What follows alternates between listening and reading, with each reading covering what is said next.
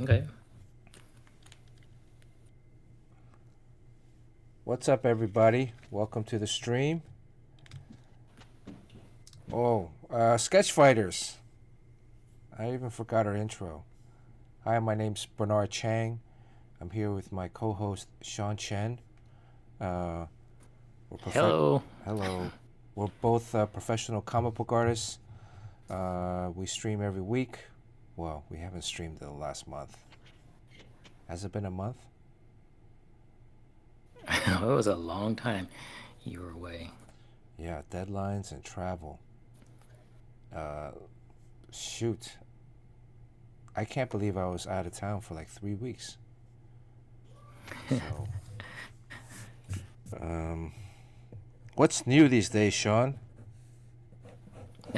Well, first of all, where are the other people? I guess they're either jet lagged They just got back in town today. because you went with them. Yeah, I got back in town yesterday. So I'm still a little jet lagged, but I slept about 12 hours last night. Uh, but then I had to get up like at 1 in the morning to start to do some work. And what else? Okay, so, I think I must have missed a well, lot I of mean, stuff. we've been following your pictures, and it looks like you guys are having fun. Jerry's been I thought posting. maybe you Yeah. traveled together too. I No, guess you. we all traveled together. We all stayed in a Terrence house called the Fart B and B. Instead of Airbnb, it was the Fart B and B. Because it was so bad. It was three dudes in an apartment. Oh, okay. Ended up being four at one point. So it was just pure farts all 3 weeks. Trying to outdo Okay. each All other. that Taiwanese food. Yeah, exactly. I mean, all we did was eat and sleep and drink, pretty much. So let me say hello to the guys in chat real quick. Simple Man. Indeed, it's been a while, so. Yeah, it's been Simple Man first in chat today. What's up, Tony? Resubscribed 20 months. Thank you so much. Thank you so much, Tony. Thank you for your support. Wildstorm is here. What's up, Wildstorm? Jay Dang resubscribed 29 months. Wow. We're close to 3 years on this thing, huh, Sean? Wow, you have a first timer here who caught up on YouTube. Really? So you thought no one was watching YouTube, but there's someone here who caught up on YouTube. We are So his first simulcasting on time. YouTube. The YouTube numbers are abysmal. We have not had any traction on YouTube. So, uh, plus, I think there's something about cross streaming. Never cross your streams. Well, at least you got you got Alzilla here today, so from YouTube. Okay, let me. We're almost caught up to Avila. So say thanks to Jay Dang, Dr. Hands, resub 29 months. What's up, Golf Boy? Golf Boy resub 29 months. What's up, Golf Boy? We have a very international viewing audience. Golf Boy is up in Canada. Jay Dang is close to Canada. What's up, guys? How are you doing? Good to see you guys on stream. D. Rogers resub 28 months. Thank you, D. Rogers. D. Rogers has joined I'm assuming, already joined the Executive Platinum Club at American Airlines. By the way, D. Rogers, um, I was under the impression that the elite status resets in January, but now that I'm reading, it resets in March. So correct me if I'm wrong. I get an extra 2 months to try to fly using miles before I need to start chasing after the status again. March 1st. Also, Sean, remind me, I have a health insurance question since we got some people on here. We can all, I think my health insurance went up $110, $111 a month. A month? Yeah, I mean it's 660 something a month for basic bronze PPO, uh, with I think a $6,000 or $7,000 deductible. It's crazy. Wow. So I'm thinking about Yeah, switching that's to America for you. I'm thinking about switching to an HMO. I mean, I went to the hospital. Switch to Taiwan. Yeah, well, in Taiwan, I went to the hospital, not for me, but with a friend. And I was noticing the prices there. Um, the friend went to visit the emergency room because they didn't feel too well. And their visit, which we got there like in the morning, we stayed until the early morning, like 4 in the morning. We stayed until about 10 o'clock. We had a bed in the emergency room. We got to see a specialist, had tests done, and received medicine, all for under $30 Oh, no US. way. $30 US. Wow. Yeah. And Wow. I mean, that visit, I had that nosebleed a month or so, a month and a half ago. If I had gone to the emergency room that night, I think the bill would have been just about $1,500 US. Wow. If I had gone to the emergency room to plug a bloody nose that wouldn't stop. Oh, that's special surgical cotton they Yeah, I'm stick basically up there. stuffing a tampon or one of those emergency things in your nose. But um, yeah, tremendous difference in medical systems. $30, not even $30. It was like 750 NT, which is 1,000 NT is $33. Um, so what is that? Like $25 US Yeah, there's something wrong. with There's medical something very tests wrong. and medicine. Um, I was like shocked. I was like nervous. Then I looked at the pricing chart for foreigners if you have to go. For foreigners, it's a little bit more expensive because you're not paying into the net like with your taxes. But for foreigners, if you had gone, it would have been around 4,000 NT, which would have put you into like $130, which is still like $130 to go see to go to the emergency room overnight. You have a bed, a cot, you get tests, you see the doctor, even a specialist. Um, that's like unheard of. I'd be going to the hospital every day. I mean, just to get a checkup or something. You'd go broke just by going into hospital one time here in the U.S. Yeah, that's the main problem with the healthcare system here is it's very classist. So your mortality rate just goes up the less money you make. Yeah, A to So A if to you the want to live J. to a ripe old age, comfort, you gotta have money. A to the J. Thank you for the resub. 28 months. Thanks, A to the J. Happy holidays. James Quo. Good to see James Quo's here. Yeah, man. So I don't know. I'm thinking about switching to an HMO. Because the HMO is like 400 and something dollars, as opposed to I'm on a PPO, which allows me to select my physicians anytime or specialists. But I don't go to the doctor that often, And I'm wondering, like, and I like my primary care physician, and he's able to recommend people that I then go and see. The only other doctor I see regularly is my eye doctor. I go like twice a year. And the eye doctor right now is not even covered by the insurance, so I have to switch to a new one. Um, I had switched to another one I didn't like. I met with him once. He seemed like he was on cocaine. Um, he was like rattling off so fast that it was like just kind of uncomfortable. Because you're going in there seeing the guy for like less than a minute, 2 minutes, 3 minutes at the most. You're waiting for like half an hour. I don't know. Original OD, good to see Bill. Happy holidays. Mr. Joshua, thank you for the resub. 27 months. Thanks, Mr. Joshua. Hope everything's going well with you. And Luke.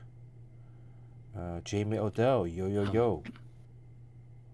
Alzilla has a question already, so Okay, so Alley Cat Comics, subscribe with Prime. Thank you, Alley Cat Comics. Thanks for the support. All the sub money goes to the giveaways, the stickers. I need to reorder stickers. I think I'm out of stickers almost. And also shipping of the artwork. Vaer, wow, Vaer's here. Kevin P. West. How about them Lions, Kevin P. West? Uh, Alley Cat, Alley, iCat Comics. Poop Kid's here. Poop Dunk Dude. What's up, Poop Kid? Um, how's it going?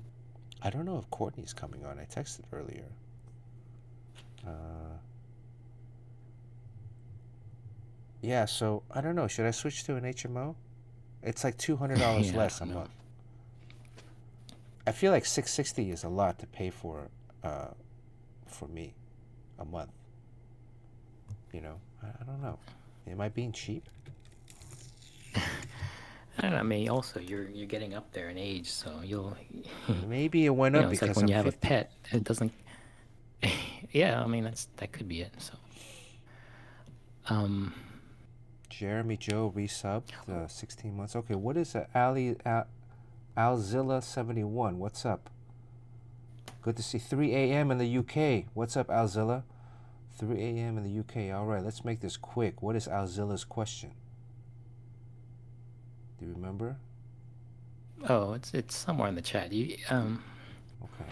You, you have to All right, let me scroll. scroll down real quick.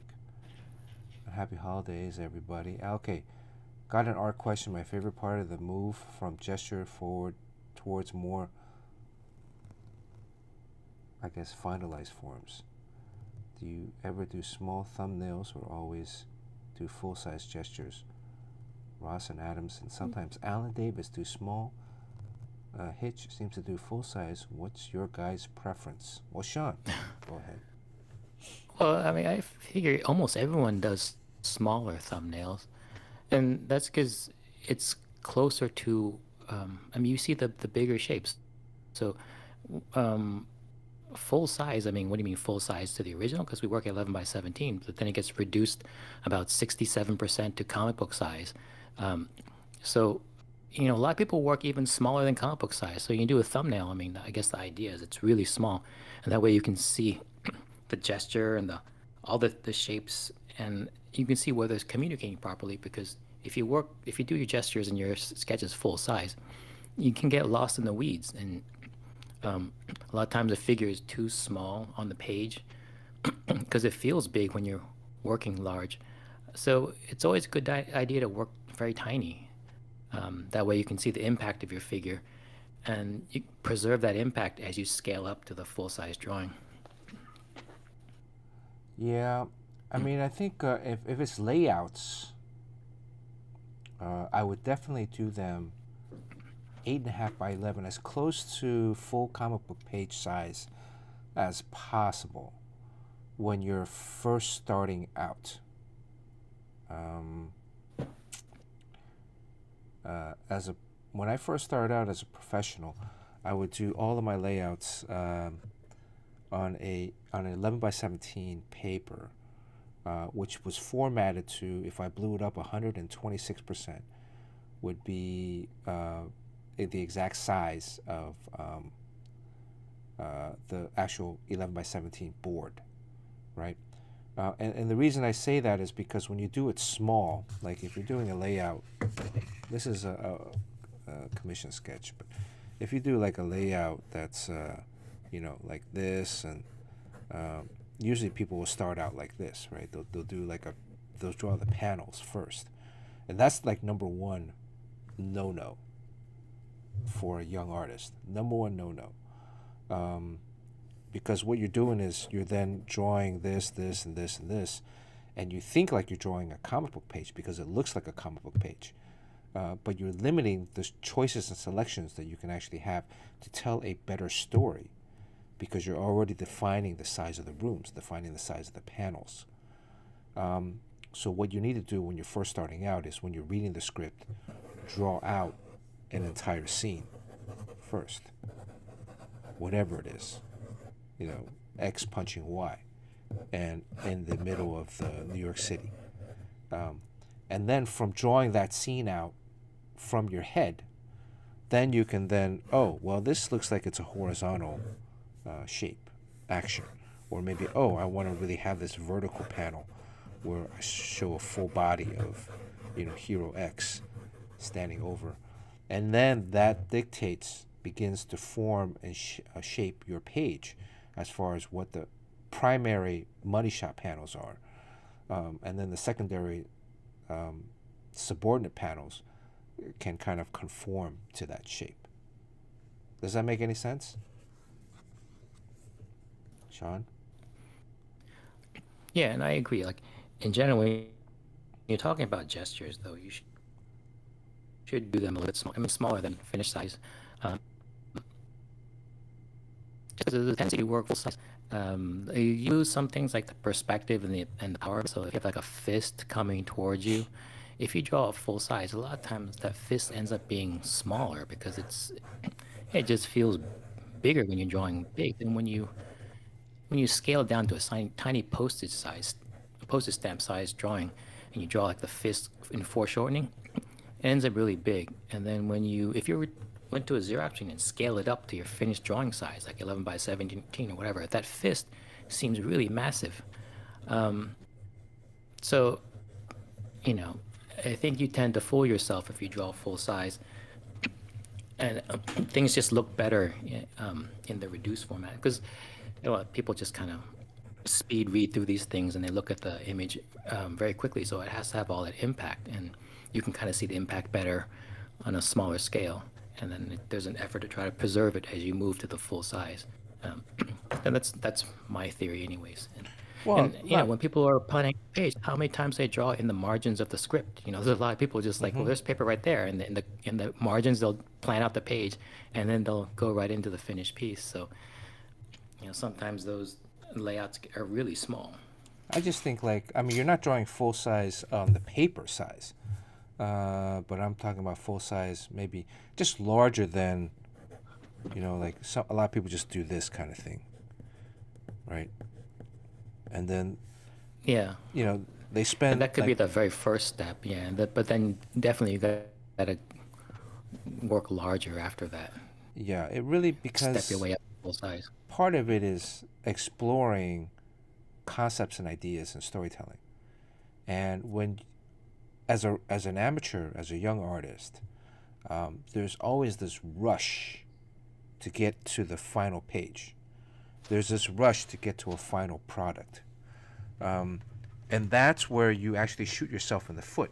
Hold on a sec. Let me grab a. That's where you really shoot I'm yourself wondering. in the foot. Yeah, Sean, your audio is like crackling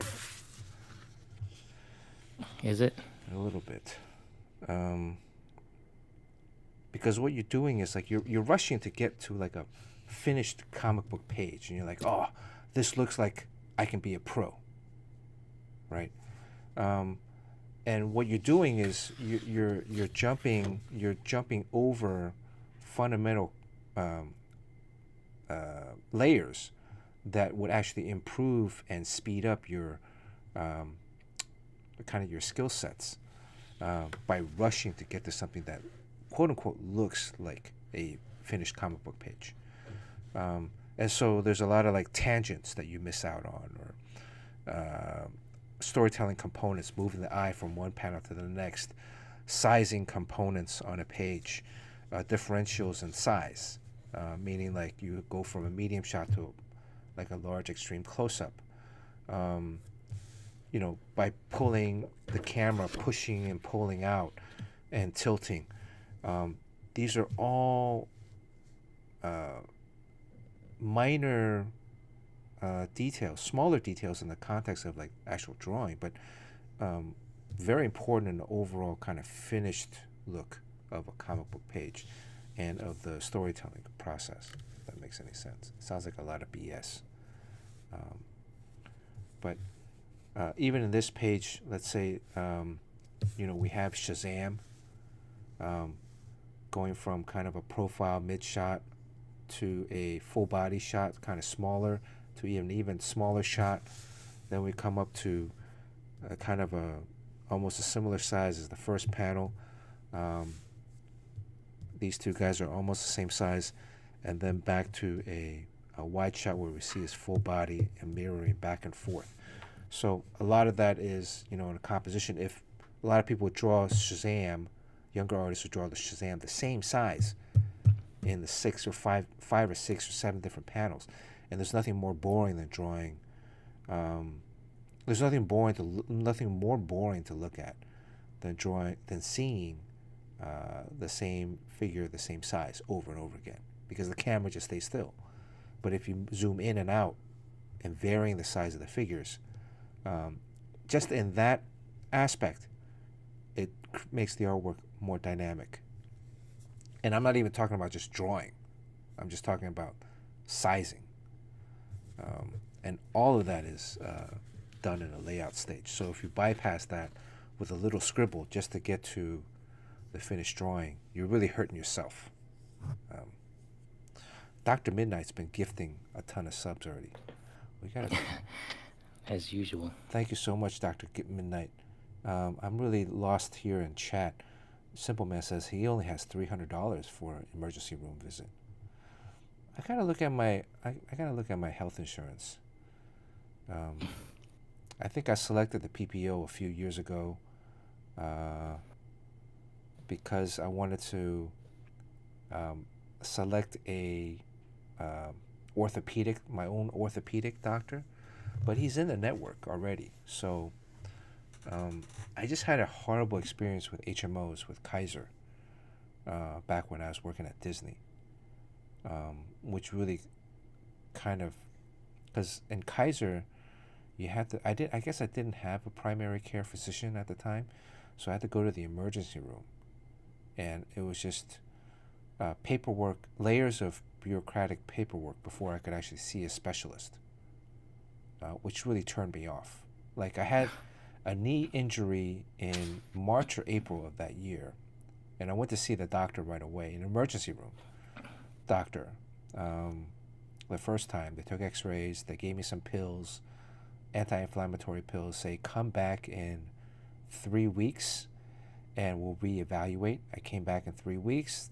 Another doctor saw me, said, come back in another 3 weeks, take some more anti-inflammatory pills, and we'll reevaluate. And then after that, it was 6 weeks, came back. They were like, okay, there's definitely something wrong with your knee. We're going to prescribe you a specialist, a knee specialist. That took another month or two to schedule an appointment to see. I went in. They were like, well, you need to schedule an MRI, which will take another couple of months, a month or so, to determine the exact damage to your knee. After the MRI, the orthopedic was like, yep, your ACL is torn, as I had initially diagnosed myself back in March. And now we're already in October, almost November. So I'm walking around 6 months with a torn ACL. 8 months, You know what the 7 months. best health plan is? What's the best health plan? You marry someone who's in the corporate world. Oh yes, that's the best one, right?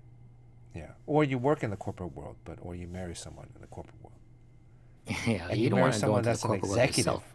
an Yes. executive in the corporate world, Yeah. right? Yeah, you don't want to don't do the corporate thing yourself because then you got to do corporate work. But marry someone who's in the Yeah. corporate world. Shit. B Dub is here. Your Jimbo's our moderator. Good to see you, Jimbo. How you doing? Way's here. What's up, Way? We will get to that in a moment, Way. I don't think Jerry's coming on tonight. He's probably asleep right now. Wow, your Jimbo's banning a bunch of people. Awesome. Yeah, there's a lot of people trying to sell Really? cryptocurrency. Yeah. Sean, what? This is the crowd you're hanging out with nowadays, Sean. See what's happening? Yeah, Uh, but they're all leaving because there's no money in crypto. So only the cool cats are surviving oh, it. right. Quote unquote cool cats. Yeah. That's what I like to tell myself to go to sleep at night. Hey, I was wondering, are we drawing anything today? Yeah, let's draw Because some I have a stuff. suggestion. Okay. I since there's no battle of the well, I guess there is battle of the sketches, but if you kind of want to go off of that, um, a lot of people are drawing Wednesday Adams. Oh, It's very popular now. Wednesday but the live action Wednesday Adams. Yeah, the one that's played by that Ortega girl. Mm-hmm. I haven't seen it actually. I mean, I've been overseas, so um, but yeah, we could do that. You want to do that? You think that's popular these days? We could do that, I guess. Man, what were we talking about? Health Um, insurance. Yeah, so I was really turned off by HMOs. And then they y- scheduled the um, surgery in December, right? So at that point, I was like, F this. I found another orthopedic doctor, a knee doctor, that was a highly recommended. He worked with the U.S. soccer team and was Pepperdine's orthopedic surgeon, Pepperdine University. So I went paid out of pocket to see him and then scheduled a surgery in January, which is just 1 month out, and switched my health insurance um, at the end of the year. So, uh, and they gave you a dead man's knee. well, and they gave me a dead man's knee. I asked for, I don't know if I can say this now, but they gave me like a grandma's knee, Oh, really? grandma's They can ligament. do that? Yeah, I asked for a different kind of ligament from a different kind of person, but Like that someone who's good at like jump shots? right, and they're like, nope, sorry, it's just like an old grandma's knee. So I'm not able to jump any higher. Um, so yeah, Doctor Midnight, thank you, resub for 11 months, and Doctor Midnight's been gifting a ton of subs. Thank you so much, Doctor Midnight. So I just got back. I'm gonna try to hit the post office tomorrow. I know I gotta send out a bunch of stuff. Um, Do you want to hold off on Taiwan talk until Jerry is back in with Fletch? we can talk a little bit about it. Like, are there any initial questions about Taiwan Talk? Or do you want to go jump right into hot takes? Jerry got engaged, by the way, to my cousin. Yeah. Yeah. Yeah, that was big news. Was that kind of a surprise? I mean, it wasn't a surprise to you, right? Because It wasn't a surprise to me, but leading up to it, Jerry had told my cousin that he was not going to propose to her on this trip.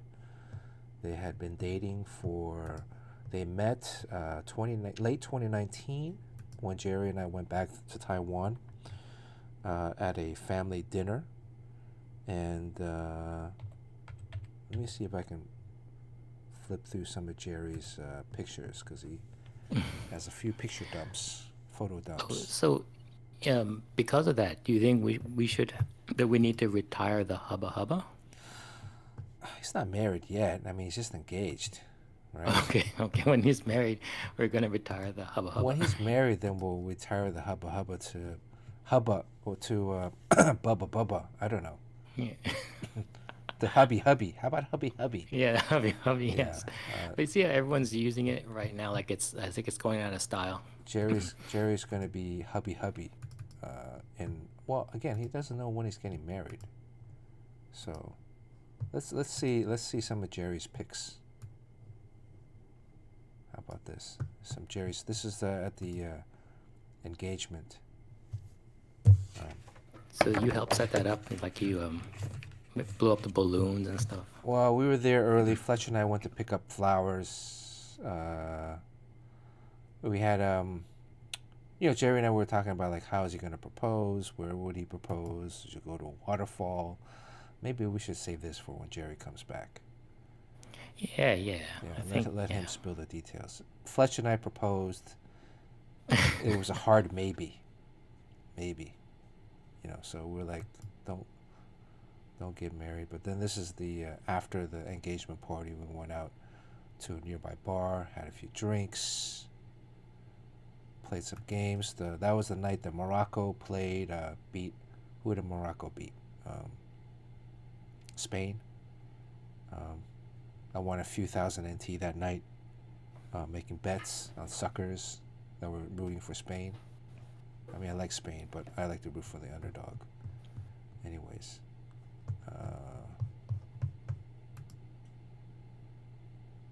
where's I? There's I to the right. So that was our Taiwan trip. Here's some more romantic shots of Jerry. Jerry, this is Jerry's fiance, my cousin, and well, my two cousins and her brother. They actually look a lot alike. And then Fletcher was with us.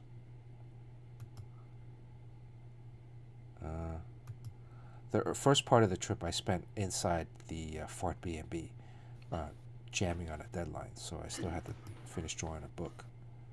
So I didn't get to go out and play. Oh, that's sad. Yeah, the only time I got out to play was for the engagement party for the first week. The rest of the time I was in the place working.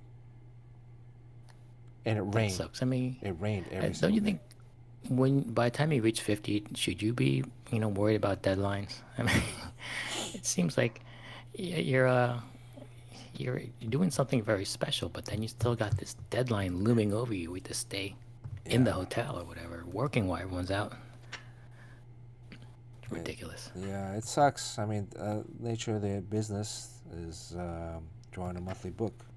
That's the monthly nut. If you're not working, you're not making any money, and there's no vacation time. I mean, there is. You make of it how you do, but basically, we all gained like 8 to 10 pounds this trip. Wow, look at all that food. Yeah, every day it was Damn. just. I mean, we came home every night. We were stuffed. Um, and it wasn't like we ate 3 meals a day. We just ate 2 meals a day. And there was a comic book convention there. Um, this place was packed. Wow, look how popular you guys are. This place was packed. Um, that doesn't even show like how many people were at this place at this Comic Con. Of course, Jerry loves Ding Tai Fung. Um, oh, this is at so this is at the we went to a restaurant called Ming Fu, which is a Michelin star. We had I don't know I haven't had this many Michelin star meals in my entire life than we did on this trip. Wow. Um, this place, this was a crab roe with glutinous rice. Oh, wow. This was a beef heart soup, chopped up beef heart. Beef heart. This was another fried rice with fish fish eggs. This was another place. He didn't take a picture. There's a bowl at that place. We ate Ming Fu. It's a Michelin star restaurant. There's a pot of soup, and the soup was for one bowl of soup. I mean, it's like a pot, right? It's like a 12-inch tall pot by 8 to 10 inches. Guess how much that one pot is, and that's meant to be shared with, a bunch of people. Can you guess, Sean? Did we lose Sean? Oh, I don't know. Just take a guess. Well, I don't know, like $50 or something like that. $680 I mean, for a bowl, for a for one bowl bowl. for like a 12 inch. I mean, like that you're sharing with the table. Yeah, and Wow. it had Well, chicken testicles in it. chicken testicles. Yeah, Wow. yeah. You'd have to pay me to eat that. I think they it takes like 2 days to make. So Blues Boy is here, looking at the chat. Dr. Midnight, thank you so much for all the gift subs.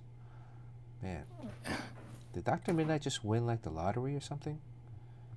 I would be like, Dr. Midnight, save your money to buy a house. Peking Mole Rat, good to see Peking Mole Rat. New first time chat. Agnes Lamb, good to see Agnes Lamb. Lurky Lurks here, good to see Lurky.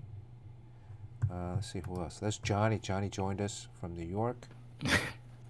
Always get the chicken testicles on the side. That's Says Sharon. Valzilla. This was Johnny posing like kind of a phallic pose here. You see the phallicness in his pose and the silhouette with the Oh, two okay, yeah. bushes. Uh, this was they went karaoke one night. Uh, And you're not there. no, I didn't go karaoke. I went somewhere else. This was at Taipei Oh, there's a lady 101. in the back there. Hmm? Oh, one of the tallest buildings in Taiwan, is The it? tallest building in Taiwan. It was at one point the tallest building in the world before the Malaysia. Burj Khalifa in I think it's the Burj Khalifa in Dubai is now the Oh, tallest building. okay. Figures. The Uh, Wiz Khalifa. there's Jerry and Fletch uh, at a makong. This is like a ferry that they take over like the forest Glass bottom. with a glass bottom. This is them again out at karaoke. Uh, and this is makong. And this is us at the foot massage at the end of the night. I'm like dearly sucking in my stomach there. I'm like so I'm like holding my breath, trying to smile for the camera, sucking in my stomach. Everyone gains weight in Taiwan. Everyone says that when they come back. I mean, the food is just luckily like we're wearing all these joggers instead of pants with belts these days. Yeah, this was at the W Hotel. Again, that's Vincent right there in the back. A bunch of his friends. Bunch of um, that's the squeeze right there. Did you say your special lady friend That's the there? squeeze. Yep. That's Jerry with Johnny out drinking with Fletch. That's at the foot massage place again. Man, I didn't know how painful foot massages can be. You know, and the guy wasn't like rubbing really hard. He was just like rubbing your toes, and it was like, look at Fletch here. I mean, I was writhing in pain. What is the proper Writhing. writhing in pain? Yeah. And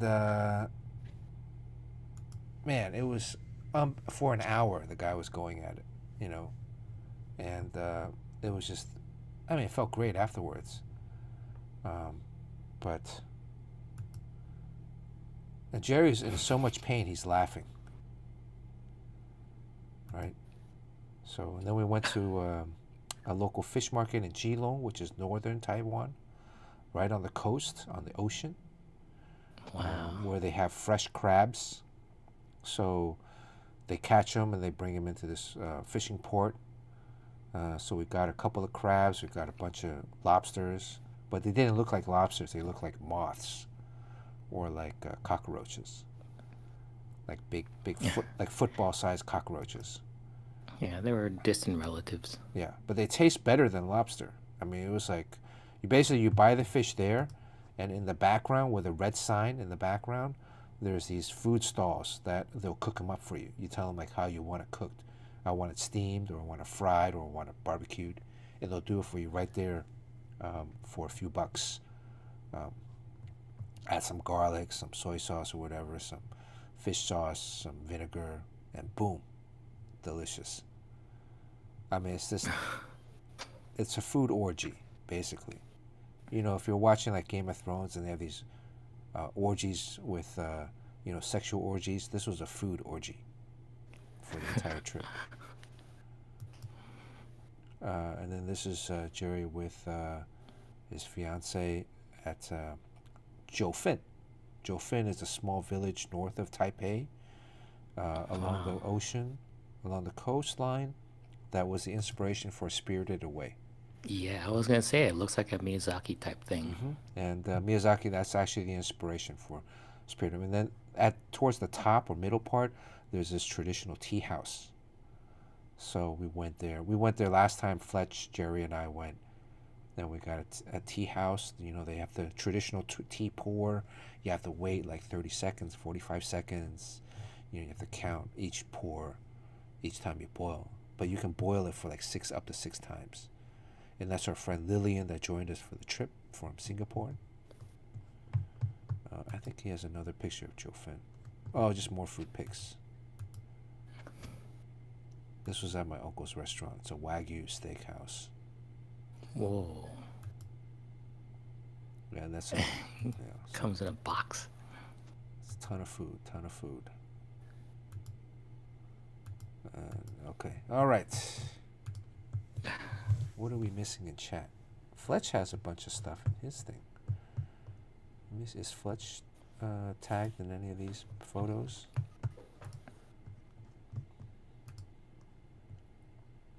Simpleman asked if it was cold there.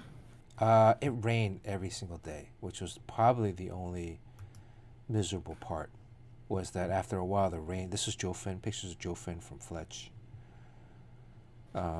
Fletch and Jerry both have the iPhone 14, so they got better pics. So they took more pics. So Miyazaki was inspired by this place in Taiwan and not Japan. Yeah, no, yeah. So this was at the tea house. There was a little pagoda. We didn't sit in the pagoda because there was already another party in there, so we didn't want to Why do they catch. pour the tea all over the pot? Oh, it's so they pour the water. I guess it's a part of the cleansing ceremony, right? This is kind of the process. If I go back to it, there's a charcoal burner. It's a ceramic pot with a brass handle, and then you pour it around the pot and in the pot, and then there, that's the first pouring. So it just kind of gets all the grime and whatever sediments out from the tea leaves. Now well, actually, that's probably just a preparation. She was just preparing the teapot to clean it, right? The first time, just make sure everything's clean with the boiling water. Now she's putting in the tea leaves, right? A specific amount, and then now it's in there. The teapot is clean. It's been sanitized by the hot boiling water. She's showing everybody. I'm like, whatever. So it is very different than a Japanese tea ceremony. Probably. I've never been to a Japanese tea ceremony. Well, at the very least, you're actually drinking tea that's been steeped with leaves. I think in the Japanese one, they grind up the leaves and you drink the leaves that are all smashed up. Oh. Yeah, the leaves have already been dried up and smashed already. And then, and tea can be actually very expensive. You can buy like a little packet of tea, loose leaves, up to like over $100. So, and then this is a picture. We were there towards the evening. We went to the fish market for lunch, and then we came to Jofen afterwards. Wow, that's very scenic. It's very, very scenic. And then just out past the mountain is the ocean. And then if you go further north, it's Japan. But Japan, it's like a 4-hour flight. So the distance from like Miami to Maine or Boston, I don't know, like 4 hours by plane. Cool. And it was raining so much, we all got ponchos. Ponchos actually really helped during the rain. Do they like give those to you? No, you have to buy them, but each poncho was 30 NT, so that's like $1, like $1. Super cheap. Basically And they gave you the American size ones. Well, that was the biggest size. I had a pouch. That's why my stomach is that big.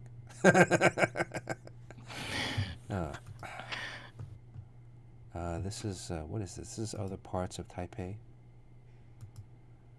This is again Jofen. They have this gold symbol, this logo all over the tea house, and it's like very floral, but it's actually gold ingots or gold nuggets, Chinese golden nuggets. If you can see the golden nugget kind of design. It's very interesting. And then some more Jofen. And you can actually stay there overnight if you wanted to. They're like, uh, uh, they're like bed and breakfasts and hotels. So very romantic. It's just very rainy. You need waterproof shoes, basically, if you go.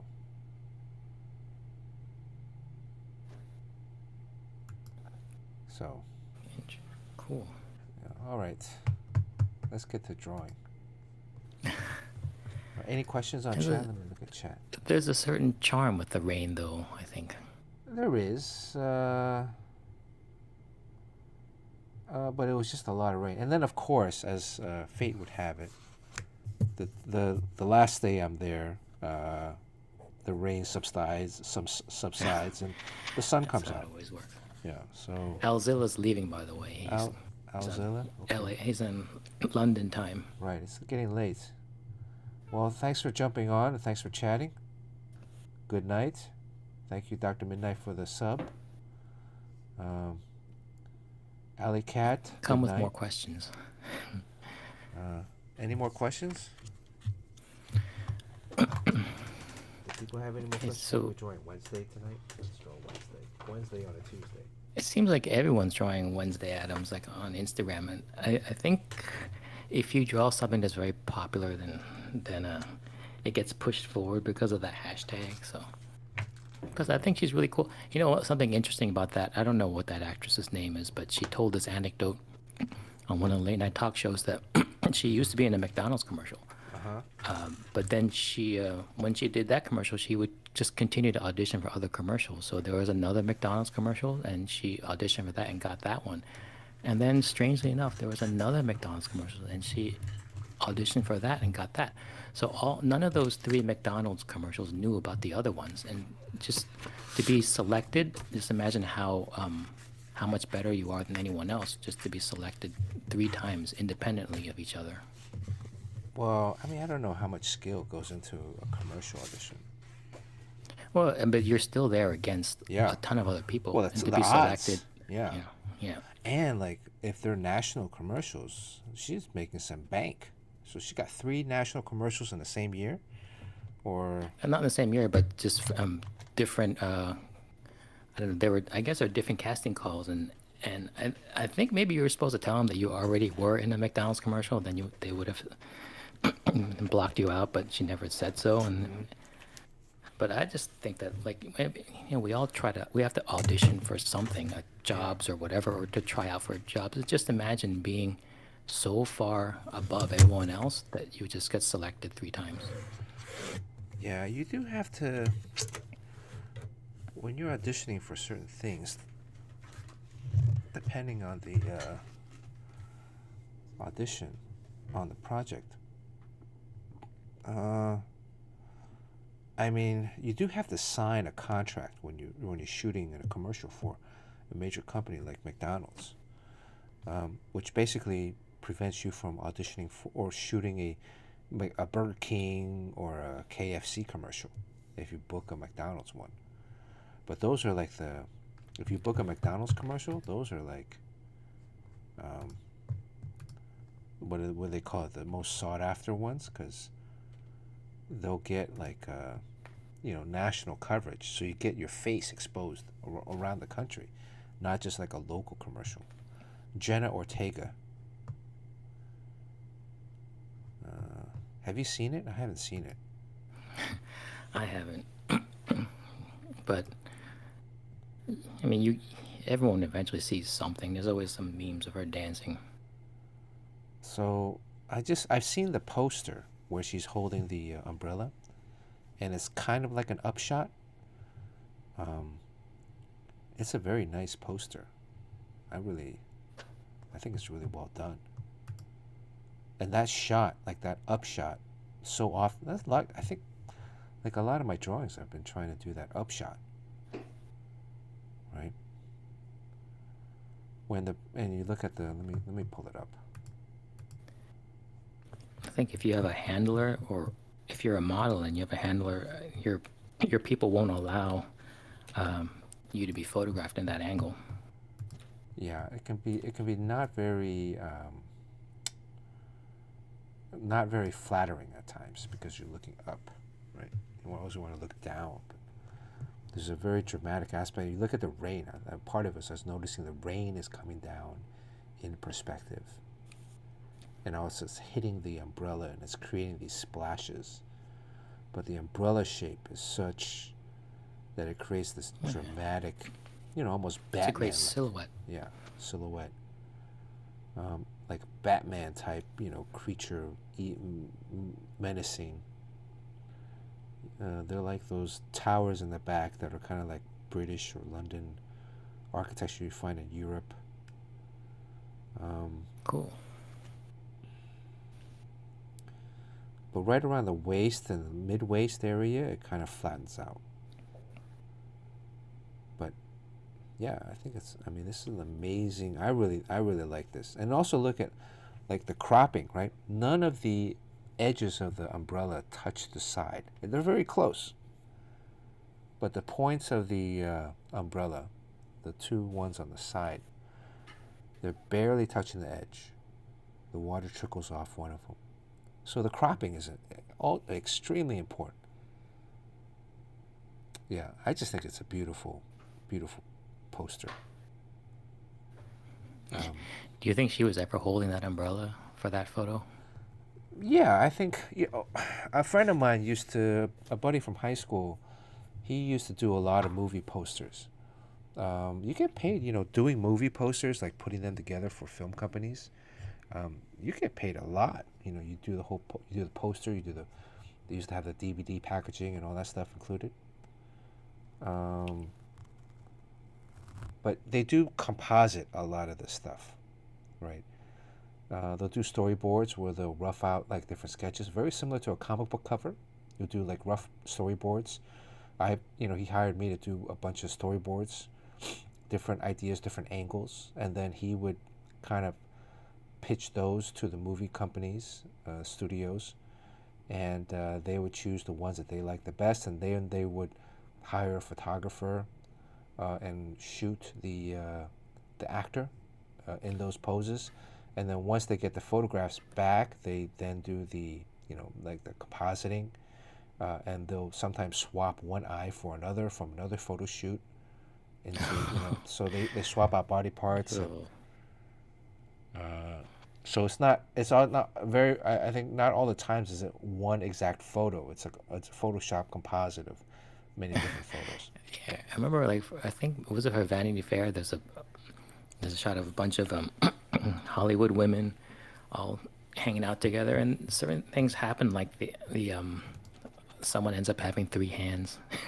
Yeah, it does happen, right? And like her arm, like her right arm, her hand looks okay, but like the arm is a little weird. You don't really see the arm, her right arm. There's another movie poster which I won't mention that has like a guy holding a basketball, and like the arm holding the basketball is like completely photoshopped and it's completely off perspective. Um, it's rather comical, and I'm actually highly surprised that that actually went to print because it's such a awkward looking arm. Um, but some of this, the arm's tucked behind her torso, and then of course you have to go in and like punch up some of the highlights of the hair. But anybody have any suggestion on poses or Oh, Corny's in the chat. Courtney's in chat? Hi, Courtney. And Mitty Fintholt. Mitty, good. Subscribe with Prime. Thank you, Mitty, for the sub. Thank you for your support. All the sub money goes towards little trinkets that we give away, as well as covering all the shipment for the art that we give out, which I'm due to ship for a major shipment out this week. Your Jimbo's here holding on. Jamie Odell. Jamie, I don't know if Jamie was here. The other week, Jerry got a picture of the rat lady in New York. So she goes to a special high school of other special people, or what's the deal? Who knows? You haven't watched it? Everyone here seemed to watch it. I haven't. How old is the character Wednesday? Yeah, good question. The actress Nevermore is High like School. 20 something, right? But the character is like 14, 15, 16.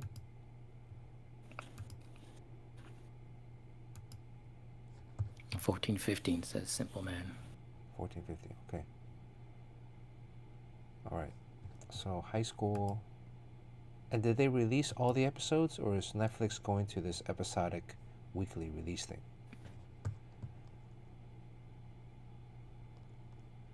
Or is it a movie?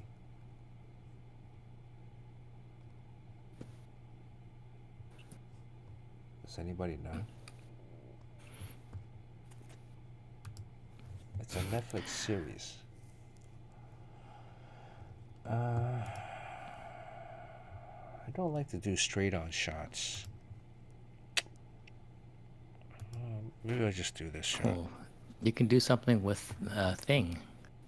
What is the thing? The hand? Oh, the hand. The hand. Yeah. Okay.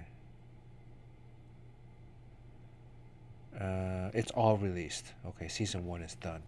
Thanks to Jimbo. Okay, Netflix is still doing binge release schedules. Okay.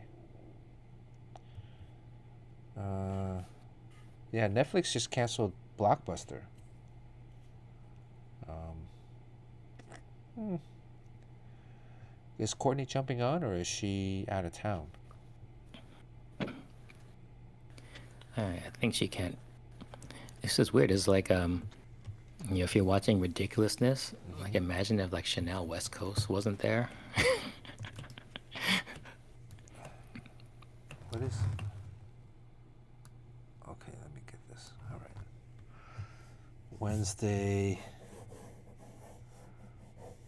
Sean dictates what we draw. I mean, I could just do like another rendition of the movie poster, but that's kind of boring, right? An upshot. Yeah, I don't know. I think there's something you can do with thing. I think I got an idea. I think I got an idea. That's good. Maybe the hand is It's cool. giving her a You head can see how massage. your brain works. I mean, this is the same process you go through every time you get commissioned to do a cover from Marvel or DC. You don't have much time. You come up with a few ideas.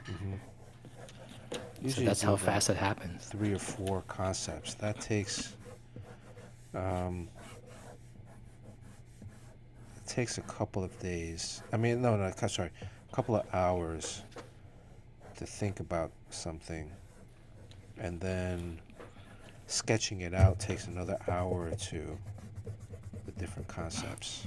You know what's weird? Like Ryan Sook does that thing where he comes up with a bunch of ideas, and he actually will refuse to draw something that he's kind of drawn before.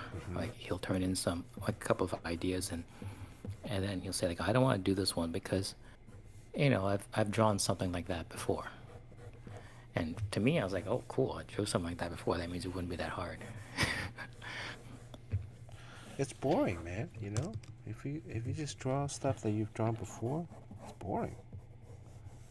No, I mean, I think So it you're doing depends a on the head-on film. shot, which you were I trying said to I was avoid. trying not to do that. Yeah, I don't know. I don't really like doing head-on shots, but I was thinking like the hand would be like on top of her head. Like she's wearing like a hat. Yeah. That's cool. Fred Armisen is on this show. I like Fred Armisen. Armisen. He's in everything. He's hilarious.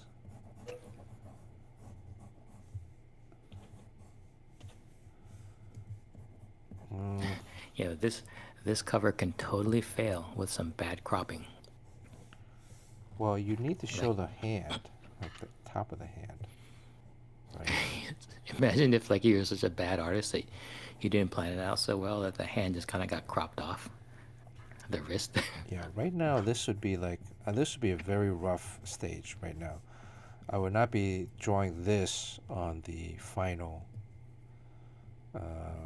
If this was the final cover, although Alley Cat's not here anymore, um, maybe Alley Cat will watch this on the restream on YouTube, repeat. But this would be considered the rough stage, where I'm just kind of like sketching everything out.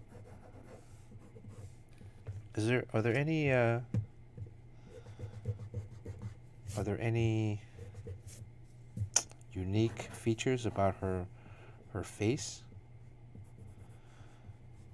I mean, she has a very youthful appearance, even though she's like in real life like 20, right? You would say she does look very much the part of a Wait, so teenager. the hand, his name is is thing, but what is that thing with a lot of hair? You know, that kind of hair thing. Oh, is that in the new show? Like the I don't fur know, ball? but I thought maybe is that thing. I Oh, don't know you what want his me to name draw is. that thing? I thought you wanted me Oh to draw no, the no, hand. the draw the hand. I just didn't know what the if oh cousin it is the thing with the hair. Okay.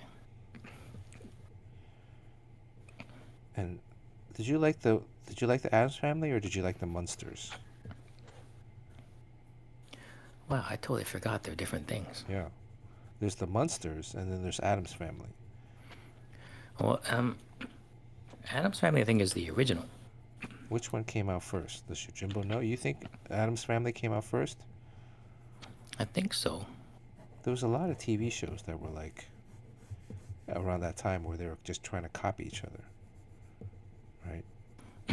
If you do the enough Comic Cons, you can actually meet the actress that played Wednesday, who is like a older woman now, but she's had quite a life, including a stint in the porn industry as a set decorator and makeup artist. In the porn industry or not as a porn actress?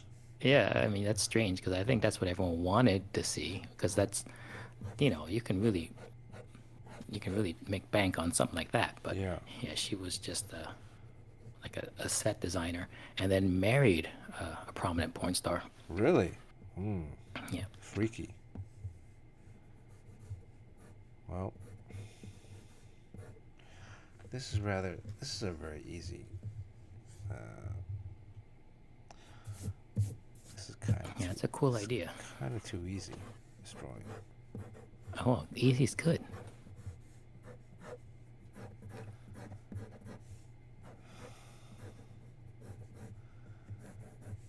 Oh, I guess, but like this would be an idea for a movie poster. She looks kind of boyish in this drawing. Still Yeah, I mean her face is naturally very angular, so it kind of flies in the face of the usual tropes that we try to focus on when we're drawing women. Oh my God, it disappeared. What the, poof. what the fuck? Oh shit, we're an hour in already. Fuck. Okay.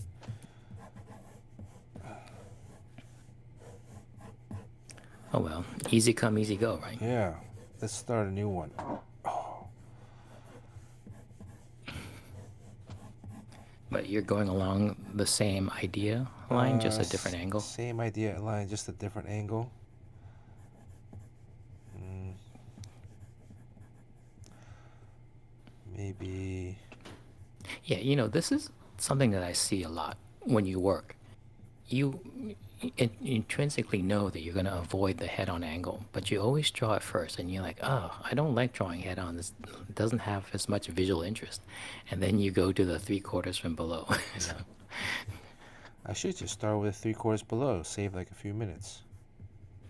yeah, I mean, if you recognize these patterns in the way you work, um, you can kind of streamline things. It used to be 3/4 down shot. Used to do that a lot. And then I got tired of that. The three-quarters from below has more attitude, and then the three-quarters from above sometimes have more vulnerability. So the angle you draw from has a lot of storytelling significance. So I can still do the hand on her. Blues Boy wants to know what's the easiest angle to draw on a face. Like you would think that the easiest angle is a head on, but it's not Yeah, because right. the the symmetries Mm-hmm. come into play in a head on shot, and also so that means if you don't draw everything exactly symmetrical, our eyes as humans are trained to see slight variations in how you draw the face, and they could look like weird, bizarre defects. And also, when you draw a head-on shot, you can't engage any depth. So you have no idea how long the nose is, or how deep set the eyes is, or whether the mouth protrudes forward. That really does a lot to change the face. So when you turn the angled slight to the side, like a three-quarters view, then all the depth all of a sudden just jumps in, pops into place, and then all of a sudden your character has character, and you can actually tell the difference between what one person looks like and another person. And every face But yeah, is asymmetrical. Like I noticed that my left side of my, on my right side of my face is actually flatter. If I look at yeah, than my that's left side of typical. my face. My left cheek But sticks out a little bit more. in general, like since everyone's face is asymmetrical, but the more symmetrical your face is, the more attractive you are, are rated. Strangely enough,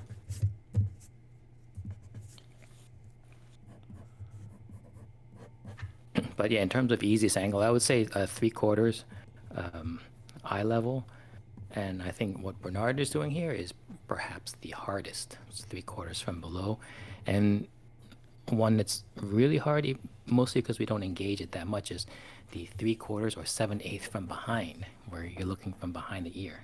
Oh, yeah, but you don't get to see much of the face in that one, right? Yeah, but it gets harder if you turn it to you can see some nose and some eye, then it gets even harder because how do you fit the eyes and the nose in a slightly from behind shot?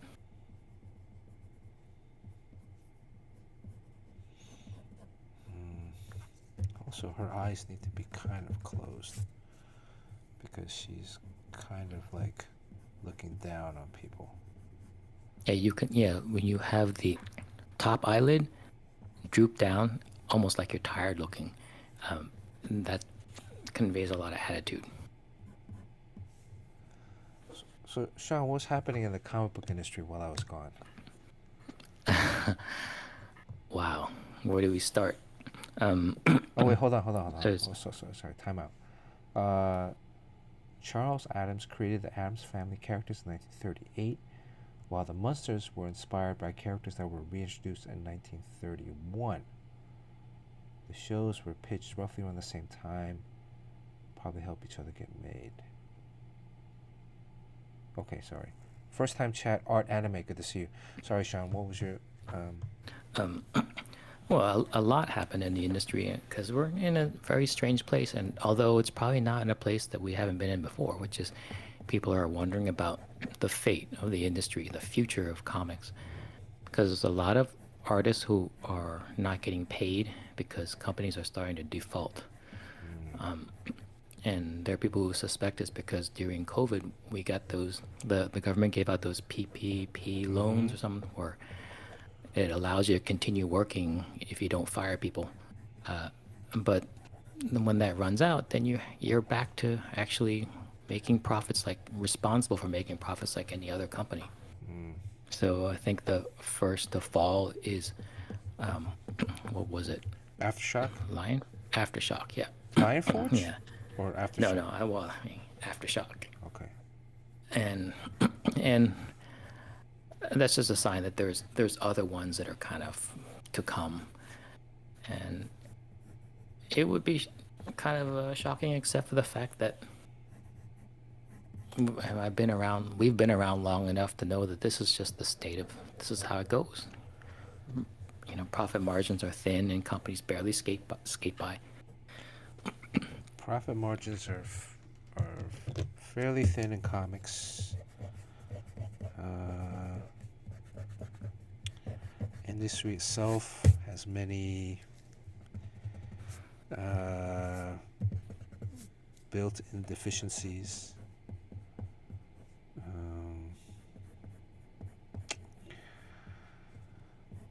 It's also this time of year. Yeah, right. Like a lot of corporations around this time of year, if my memory serves me correctly, there's always a ton of layoffs around this time of year, or Yeah, well, bad I mean, financial I, news. I guess there's a reason for that, but the irony that it's right around Christmas. Yeah, right around the end of the year, but it's not. Sometimes it's not the fiscal year, but it's just around the end of the year. There's, at least I can remember, as far as I can remember, there's always been a ton of layoffs, and it sucks. And it gets like these news. It gets a lot of coverage because it's like, oh, it's holidays. How can a company lay off people during the holidays? Which is very Yeah, and then heartless. if it comes as a shock, as it often does, like a lot of people don't see it, so they kind of get blindsided. Um, and then right around the holidays, so it kind of just really hits you with that. And it's not an enviable place to be. Um,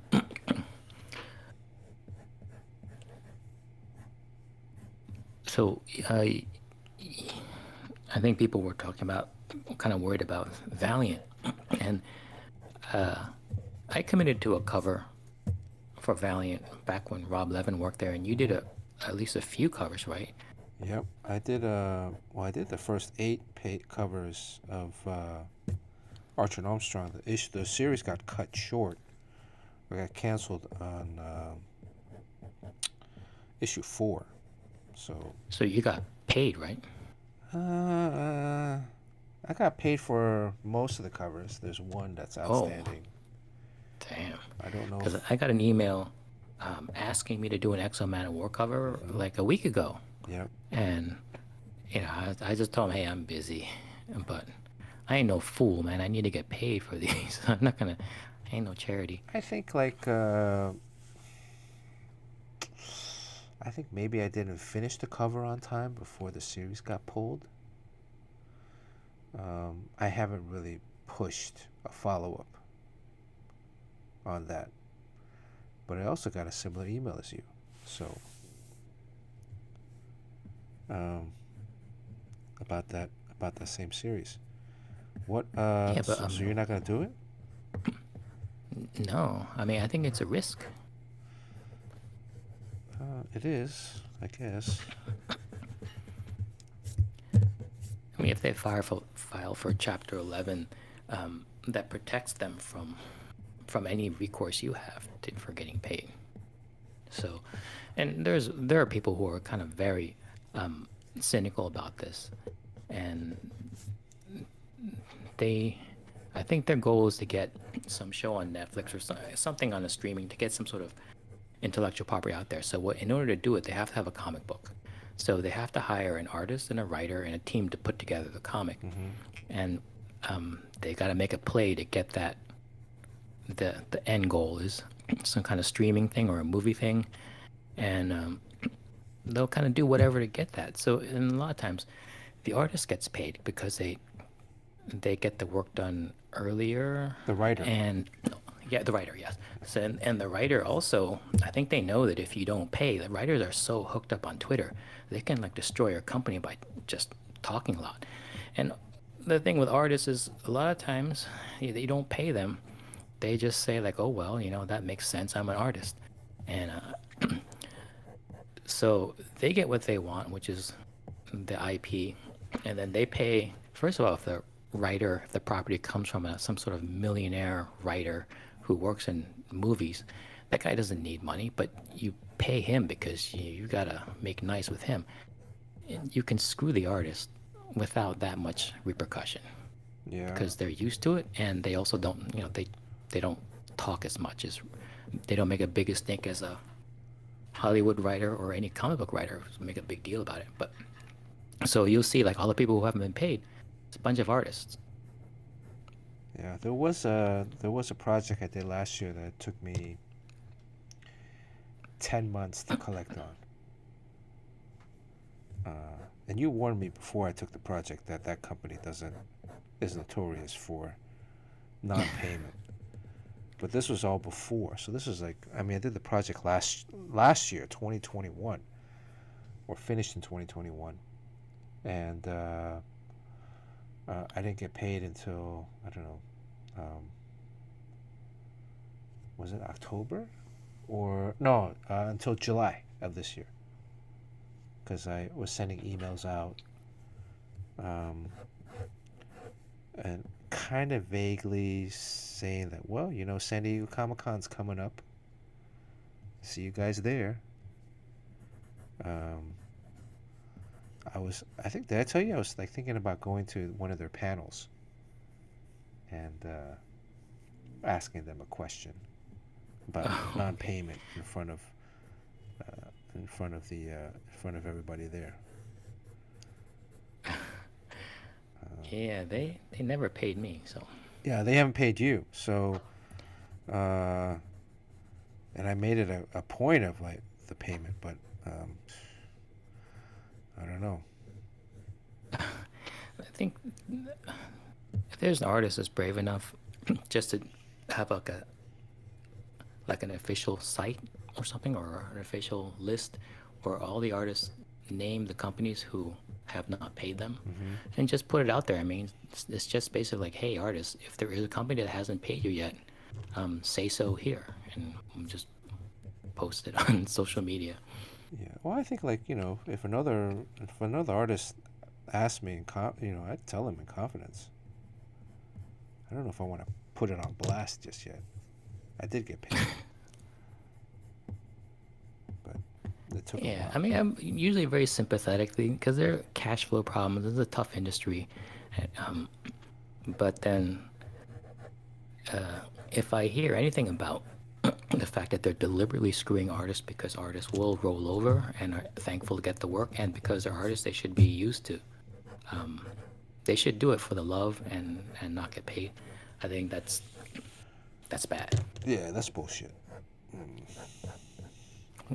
which is why I held up the union sign at the convention. Dr. Midnight gifted Superior Court. Wow, Dr. Midnight has gifted 127 gift subs. Uh, that's 500. That's $500 at least, right? No, uh, how much is that? What's 127 times 10? Or is it 5? How much is a gift? How much is a sub? Wow, really? Is that what's going on? Like, I mean, I don't really know what it means when someone does a gift sub. I know it's a significant sacrifice, but I had no idea it was that much. I don't know what I gotta check up on the tiers. That's extremely generous. Yeah, did Dr. Midnight like win the lottery? Dr. Midnight, otherwise known as Steve Wozniak, Right. actually.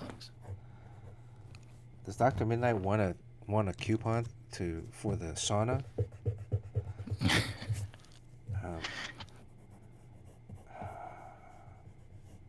hey, has your kid worn those shorts yet, Sean? Oh yeah, yeah.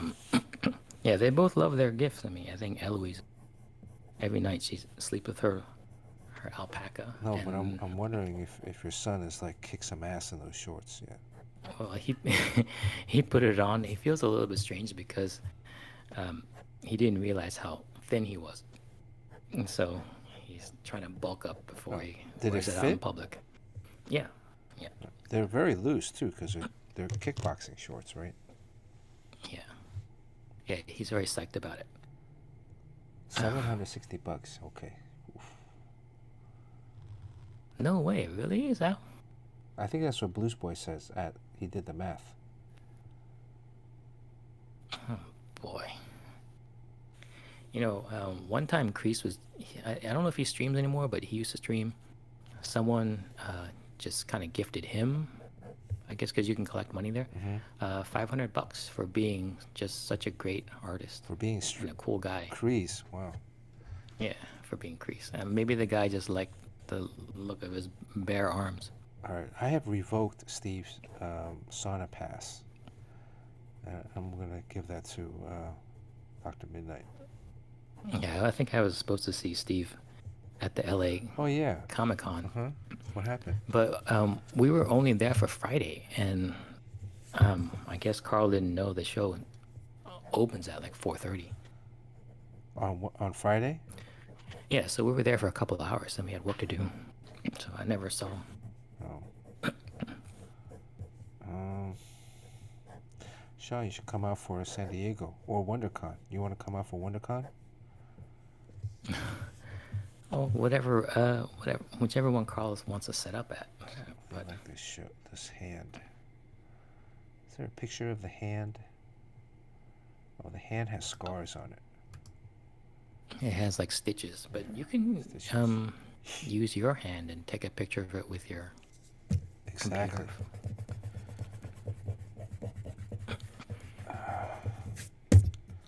I've been drawing on the iPad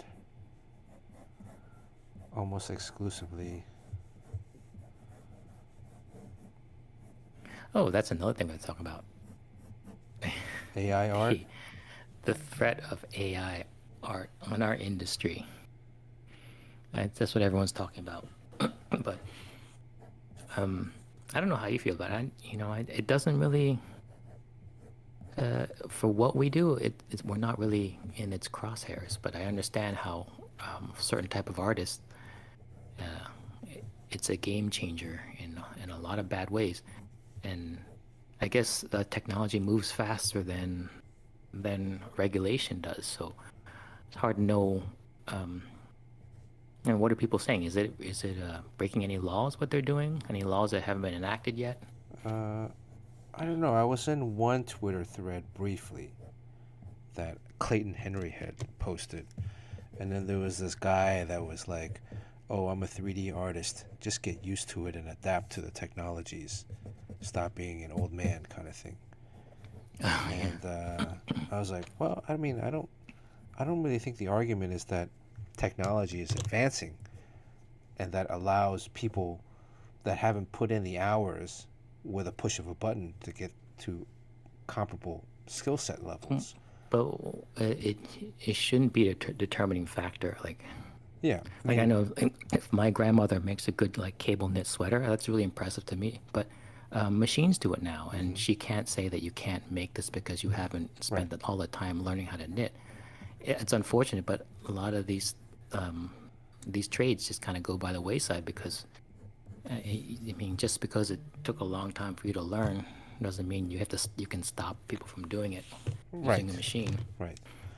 But Um, but I do it's think that the unfortunate, but AI uses other people's artwork to help yeah. generate its own artwork, right? At least that's my understanding. So in that respect, the analogy that I used is, well, if we were musicians and we were writing songs, and I were with a push of a button be able to come up with a melody and a beat, but that melody and beat sampled a previous singer's song, a previous artist's work, to make my own work, wouldn't I have to pay that other person a royalty or licensing fee? Um, you have all these, like P. Diddy used to sample, Kanye West samples a ton of uh, other previous, um, you know, Yeah, musicians' songs and melodies and beats to yeah, make it's their it's done so music. often now. Yeah, Right. But but they yeah, pay. They have to pay a royalty. If they don't yeah. and they get found out, they get taken to court, which some people have. And lost millions of dollars. Is But this so how does that compare to what you're doing now, where you are using this woman's face as like a starting point? well? I'm using her face as a starting point. It's true. I'm mimicking her. I'm using a photograph. So that's the argument, right? What is the argument? What are Yeah, that's samples? that's where the gray area is. Kind of. Right. I'm kind of using a little bit of the poster image, right? This one, very similar, but it's at a different angle. Um, but I'm not Wait, tracing. this is wholly original. But then there's a lot of art that just basically is built off of a photograph where it is traced, Oh and yeah, there's a still the so artist. tracing is another. That's, I think a lot of people out there don't really understand how many artists actually do trace photos Yeah, or I mean, more project. often than not, yeah, Yeah, it's almost or always even traced. or even project like they'll now it's It used to be projecting, where they would take the image, they have a projector, and they would shine the image onto the blank canvas or the picture, and then they would trace the outline of the face, and then go in and start painting, right? Yeah, Um, that's basically how it's done. I mean, Drew Struzan, the most famous poster artist, it's all just projected and then traced on. But that's all done with consent of all the the people who made those photographs. So Right. So that's again, that's the other thing, is that there's some form of consent, uh, or some form, and probably with that consent is some form of payment, or um, yeah, uh, some kind of like agreement, right? Now, if there's no yeah, agreement, I'm not tracing this photo, but if I were to, but I'm also not making money off of this photo, right? Maybe, I guess you could say that because we're streaming on Twitch and Dr. Midnight's giving us his hard-earned money, um, that we are making money off of this. yeah. I think you're allowed to, like I know in the sculpting world, like you're allowed to sculpt. Like I can sculpt a figure of Wolverine Uh, without Marvel's permission and sell it. But what I can't do is sell editions of it, like I make a cast and repeatedly do it, like I do with the Baby Yoda. Like that's strictly illegal. But you're allowed to sell one, like the original. did you hear that, Sean? Who's that? Marvel That's the knocking? Marvel police knocking on your door right now. Yes, the Marvel. They can go f themselves. The Marvel police. Not. You know what? Yeah, I do a lot of comics these days. Like half of my output last year with comics were drawn for free. Like I just draw them and put them up for the people without getting paid. I want to do like if I want to do an Iron Man story, I could ask Marvel if they would like me to draw Iron Man, and maybe they'll give me like a special or something like that, like a one shot, Mm-hmm. and maybe they'll even let me write it.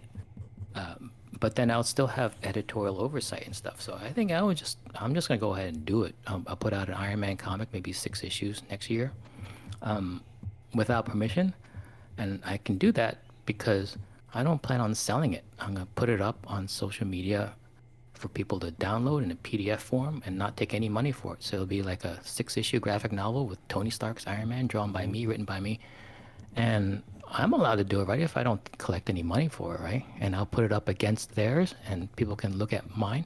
If you'd like to pay for one, you can buy Marvels, but mine will be for free. That's because you got a wife that's works in executive and corporate world. Yeah, so I mean I think that's the most dangerous artist of all. Like we don't have to listen to any Right. type of copyright rules. Yeah, Because like it's a John fanzine. Byrne is It's has a is it's a a fanzine. X-Men cartoon. Yeah, yeah, like the John Byrne X-Men comic. He'll do it on his own. Has he done it on his own, or is he Yeah, just writing it? He's drawing it. he's drawing, writing and drawing Where it, can and I then you find that? can, I think you can purchase it. I think, right? And I don't know what Marvel thinks about that because it's a pretty legitimate X-Men comic. Hmm. John Byrne was the shit growing up. Uh, So back on that argument about the AI. art thing, Yeah. if you're ever driving in that Arizona area on the highway, there's that thing on the side of the road what they call, is it called car henge or whatever, where that guy buried a bunch of old Cadillacs at an angle Mm-hmm. down in the ground. You drive by and then it's called car henge. So I don't know if an artist did that or whatever, but he didn't um, he didn't design those Cadillacs. And he didn't. Um, I think he came up with the arrangement. So his artistic contribution is creating a sculpture or like an installation where he buries it. And so, do we consider him not to be an artist because he didn't make the cars? That's that is true. But did he purchase the cars? Yeah, I don't even know. I don't even know if whether that's as an artist. That's attached to that, or whether it was just some sort of piece of folk art that has no artist. I mean, there was But recently, I did see something recently about an artist, a photographer. I think Yojimbo posted it on our Discord. That there was this photographer in Singapore or Malaysia that sued another artist in the Netherlands, somewhere in Northern Europe. And because that artist in Northern Europe basically took his pictures, flipped them, painted over them, um, and called it his own, and won some uh, contest for a few $1,000 or whatever. Never credited the photographer, and there was the photographer had sued him and lost in court. Right? Am I right on this? oh, by the way, Dr. Midnight has a question for you. Okay. What's the question? Well, he wants to know in the future if you have time to critique people's artwork, if they can afford to pay you for it. So I don't think you've ever had anyone pay you for a critique, right? I mean, you give Yeah. in-depth 2 hour long critiques for free. So, and I think if you're talking about yourself, Dr. Midnight, I think Dr. you've Midnight has done more than enough, enough paying. certainly earned at least a free review. Let's do it next week, Dr. Midnight. You want to send it over? Or maybe he's asking for a friend, Because we don't got one, bots this one month. of his patients. Uh, yeah, sure. Dr. Midnight. Dr. Midnight gets one free pass. Whatever you would like. That's a really nice face you're drawing. Thanks. Yeah, it's Attitude. very tough on that girl. I mean, there's a lot of things on that girl that that is difficult to draw because it flies in the face of the things we usually focus on when you're trying to make an attractive girl. I mean, she's from that angle. She has a very large chin and she's a very angular face. Yeah. If you can get the hair, a lot of times the hair can sell it. That's interesting because I would think that that's one of the easier things to do. The hair. I think you're bringing up some good points in this AI argument, Sean. Well, I mean, like reason why I say it doesn't really come into the purview of what we do. Like, I mean, as an example, like when I'm drawing a page, um, there's a female that I'm introducing for the first time, and her hair is parted on the left. And for story reasons, she has to be facing toward the right or something. So the problem is there that her hair covers her face, so you can't see her face. And so that means, well, that's easy enough, just part the hair on the other side. But then I know 3 pages later, there's an important scene where we do have to see her face, and for story reasons, she's facing the other way. So I gotta make a decision where I cover her face now, because later there's a more important scene where we have to see her face. And if I make the decision to cover her face now, then I would have to show her expression with her body language because we can't see the expression on her face. Mm-hmm. So her surprise is going to be registered in her body. And those are the type of decisions that we make every day as comic book artists, like maybe 20 times on every page. Uh, and drawing comics is a recursive process where we work forward in time for things that we're drawing in the future, and then working backward in time. Like we hit a problem, we go back to the pages that we did 3 days ago and change things around. And that's something that we have to do. It's kind of like our cross the bear as comic book artists. It's tedious, but that's something that we do and we can do because we're human beings. And then I don't think that it does anything where it thinks in the future or thinks in the past. It just, it can't do that recursive thing, and it can't do storytelling.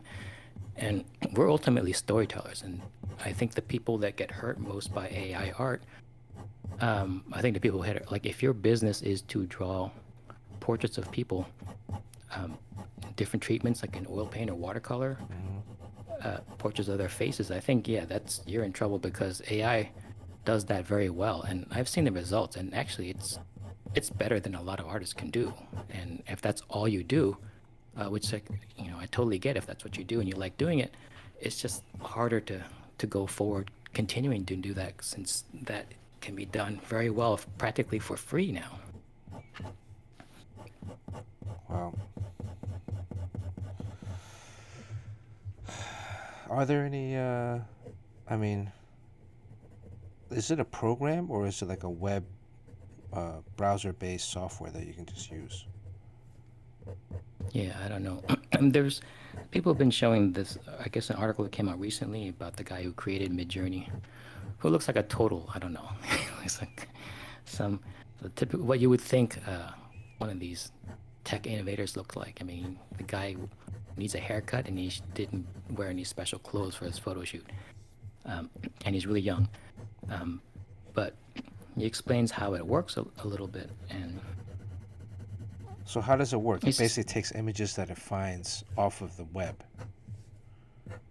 right? yeah, and based on your prompt. So basically, what you're doing is basically coming up with exactly the right search words, and then it probably presents you with a whole bunch of different options.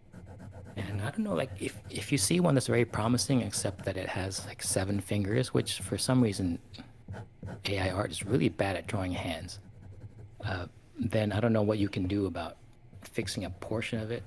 So if you're very loosey goosey about what you're asking for, it can show you a bunch of trippy things that are kind of cool, but it can't it can't solve a problem for you. Like we're all about problem solving when we draw because we're telling a story. It doesn't do that very well, but it can just come up with a bunch of trippy images that pretty cool stuff. So like if you were a guy that wanted to expand your mind and come up with ideas, and you take a lot of psychedelics, it's sort of like that. It's like almost like taking a lot of psychedelics. Oh, you got rid of the mouth there. I thought that mouth was really good. Yeah, I had a thought like I changed the hand so that the hand is kind of palming the head like a basketball, and Oh my God, what's going on there? um, now I'm thinking Oh, it's got a whistle. maybe she's a coach for the basketball Oh, team. okay, so it's a basketball theme now. Yeah. Yeah. See, this is the cool shit that AI won't give you. This is a real organic human brain in action here. So I still, at least in my lifetime, still have some But viable use, Sean. This old but noggin. one thing I do think is good about AI, because there's a certain kind of gatekeeping elitism in what we do, even though we spent maybe decades perfecting our craft. That allows us, that gives us a license to tell stories, and it gives us a license to draw Marvel characters and officially Marvel characters and DC characters.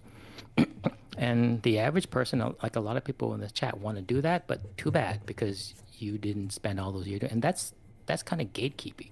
So the good thing about AI art is that if you have a great story to tell, that you can do it.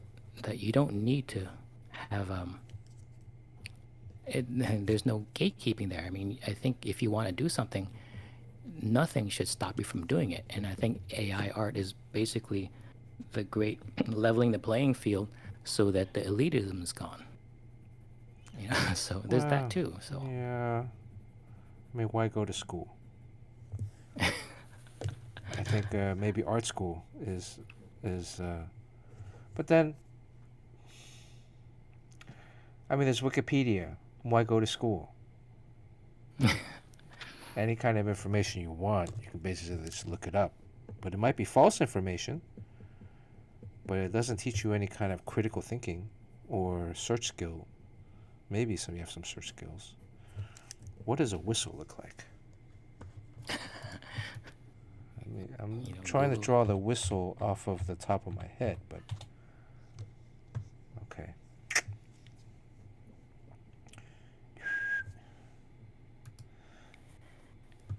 Yeah, I guess there's Yeah. gatekeeping. Well, I mean, I don't know if it's gatekeeping, but like, there's a lot of people. How many people have a great idea for a movie? Um, if you do, the chances of you ever getting to see that movie made so you can show it to people is almost next to nothing.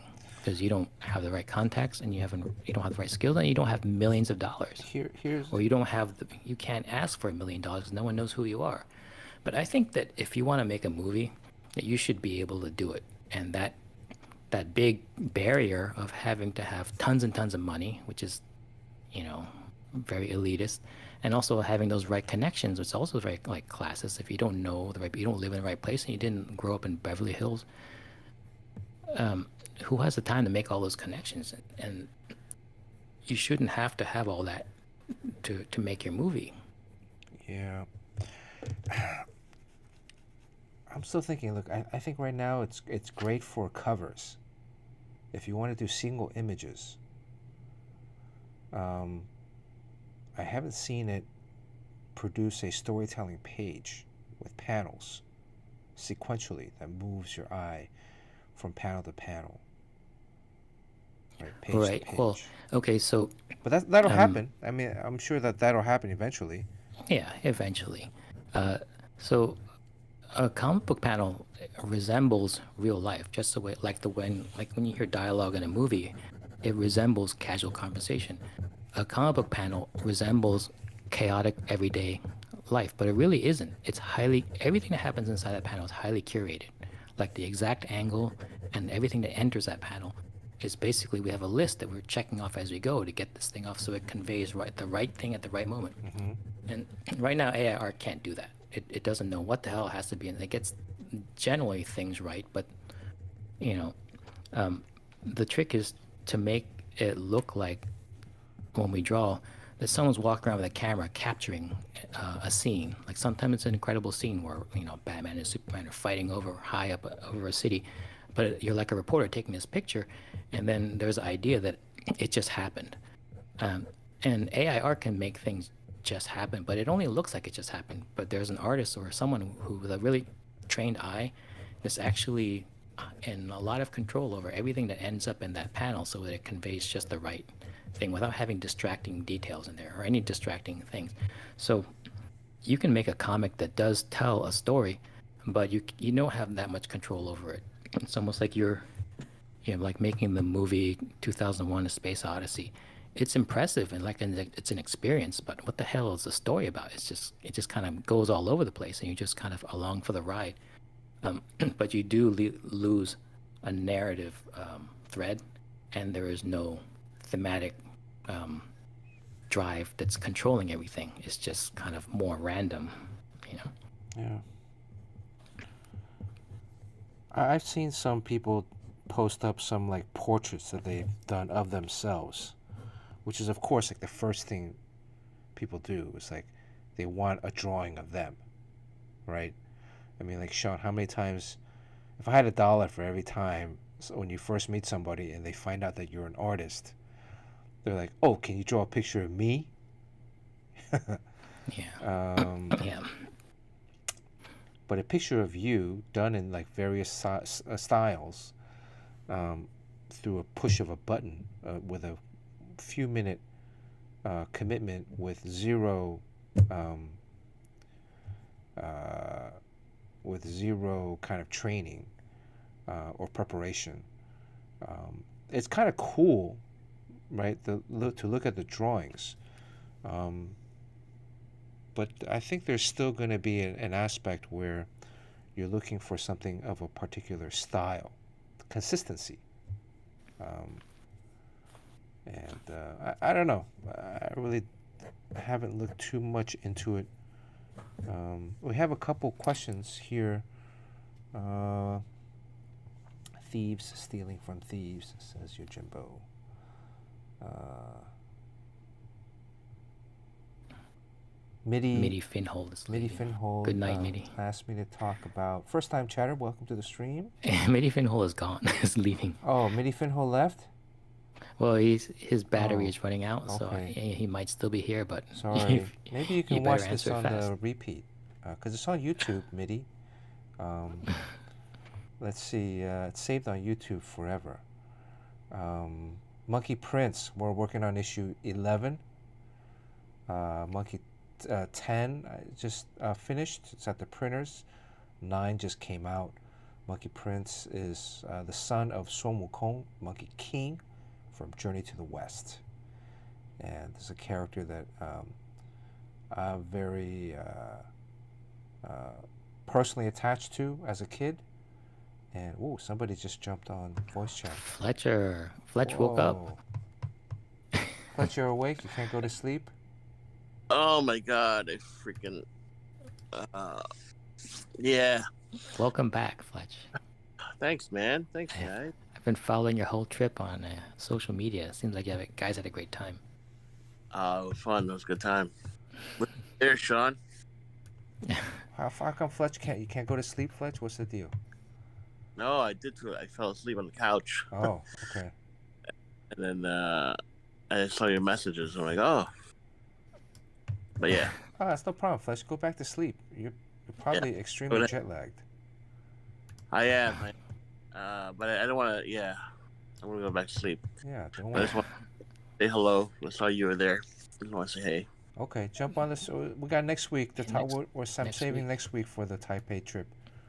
All right, cool. I did a little recap, but not everything. Yeah. I haven't talked about how you won the Taipei toilet bowl. So. Oh. We saw you getting your foot massage, and you look like you're in incredible pain. That was part acting, but part real. I knew the cat, so anyway, we'll talk more next week. Okay. All right, man. Welcome back. Thanks. Talk to you later. Yep. All right. That's cool. You made like sort of a basketball theme. Isn't there a way you can get a logo or a number on the hand? I'm wondering, I think she should be in a basketball jersey. We're almost at 2 hours, so I gotta get out of here. That's good though. I like it. I still have problems with necks. I've noticed that a lot of my drawings, the necks sometimes seem like it's just bolted on. Yeah, that's a tough one because I think your default in your head is that it's a cylinder, but if you look at all the muscles there, it's so complex. And when someone is looking upward, I think you need to put a joint there, but where does it bend? Like where the neck meets the head or where the neck meets the body? Like there's two ways to make you look up. And so where is that pivot point? Is it like behind your ear or is it between your shoulders? or both, Well, I wish Ace was here because he just took an anatomy class at Pratt. Maybe he can help us. Yeah, it's a constant problem. And then there's in a 3/4 view, like where does that neck come out of the bottom of the head? Is it more toward the chin or more toward the back? And sometimes you draw it and you don't really know that you got it wrong until later. Mm-hmm. Then you're like, oh, that's the worst.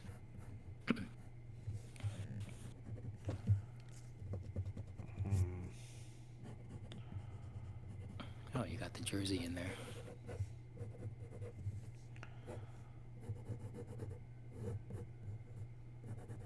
That's cool.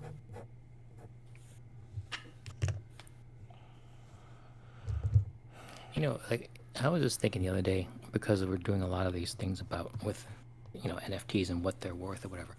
If you were to, it's the holiday season. If you were to buy a gift for someone, let's say you bought someone, like an electronic device, whatever you paid for it is what it's worth, and over time it's worth less because it's used and it gets older and older.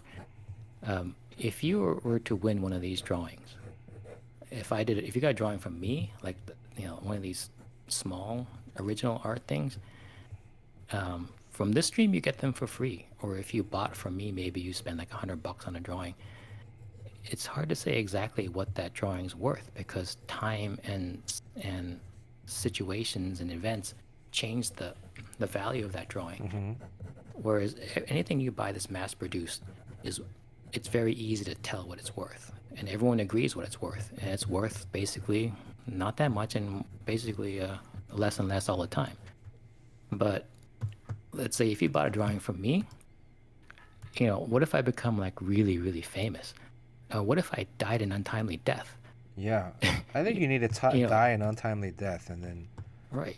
So this drawing, like if someone wins this drawing, it could be worth anywhere from what's the range? I mean, if you wanted to resell it, it can go from anywhere from like 40, $30 all the way to several thousand, depending on what. So the fun thing is you got something and its value is very mutable here, depending on all different factors. here's what I will promise all the people that buy my artwork is that if and when I die, I will try to die in a very heroic manner, which will elevate the value of the artwork. Does that make any Okay. sense? You know, So like that's a promise. So then I will everyone try. open up your wallets now. I will try to die in a very heroic manner as to elevate um, the status of the artwork or just myself. And then, since it's tied to me, then it'd be, oh, it was that guy's artwork. Right? Do you think that would raise the value? At least it would raise awareness. But what if like you're you're running after something in the rain, um, I don't know, and then your pants get snagged on some Yeah, sort of like and then traffic pole, and it embarrassingly, rips off, right, and then your pants just rip off, and you just go sliding into the street, and then get hit by a uh, car with my pants down. yeah, and then you like along the way you also accidentally tackle over this nun, and this nun falls over and she dies, Yeah, then, and well, it'd be a comedic death, right? You'd be like, oh, that's so Bernard. Um, but but the point is the value of this thing. Yeah, I mean, if whoever gets this piece, it's most likely for free. So it can only go up from there. But the exciting thing is it can go up quite a bit. And then you don't have to die an untimely death. Like your next project after Monkey King could be huge. it could And be. Well, Monkey Prince could be yeah, huge too at some point. yeah. Um, And then, yeah, then all of a sudden it's worth a lot. So Here's the other thing, it's Sean. a, Hold on, I don't mean to cut you off, but about the pants dropping off thing. Um, don't you notice, like in a lot of pictures of like car crashes or high impact uh, injuries, somehow the pants and the shoes fall off. yeah, Have you noticed I that? do know. Why is that? Yeah. I And mean, the I noticed shoes I that get, but because why the pants? I, Instagram kind of sends you videos that like I didn't know I like this, but Uh-huh. Instagram tells me what I like. And I see a lot of uh, vehicle accidents and motorcycle crashes. A Oh, lot of times, people ah, doing stunts on their motorcycle and mess up and uh-huh. wipe out all over the highway. And then my daughter gets my Instagram, and she watches a lot of like cartoon Hello Kitty cute videos Mm-hmm. and memes. So it toggles between like something that's really like a Hello Kitty style funny thing, and then I'll get that the next video would be like one that has that sensitive content warning, see Ah. it anyways type thing.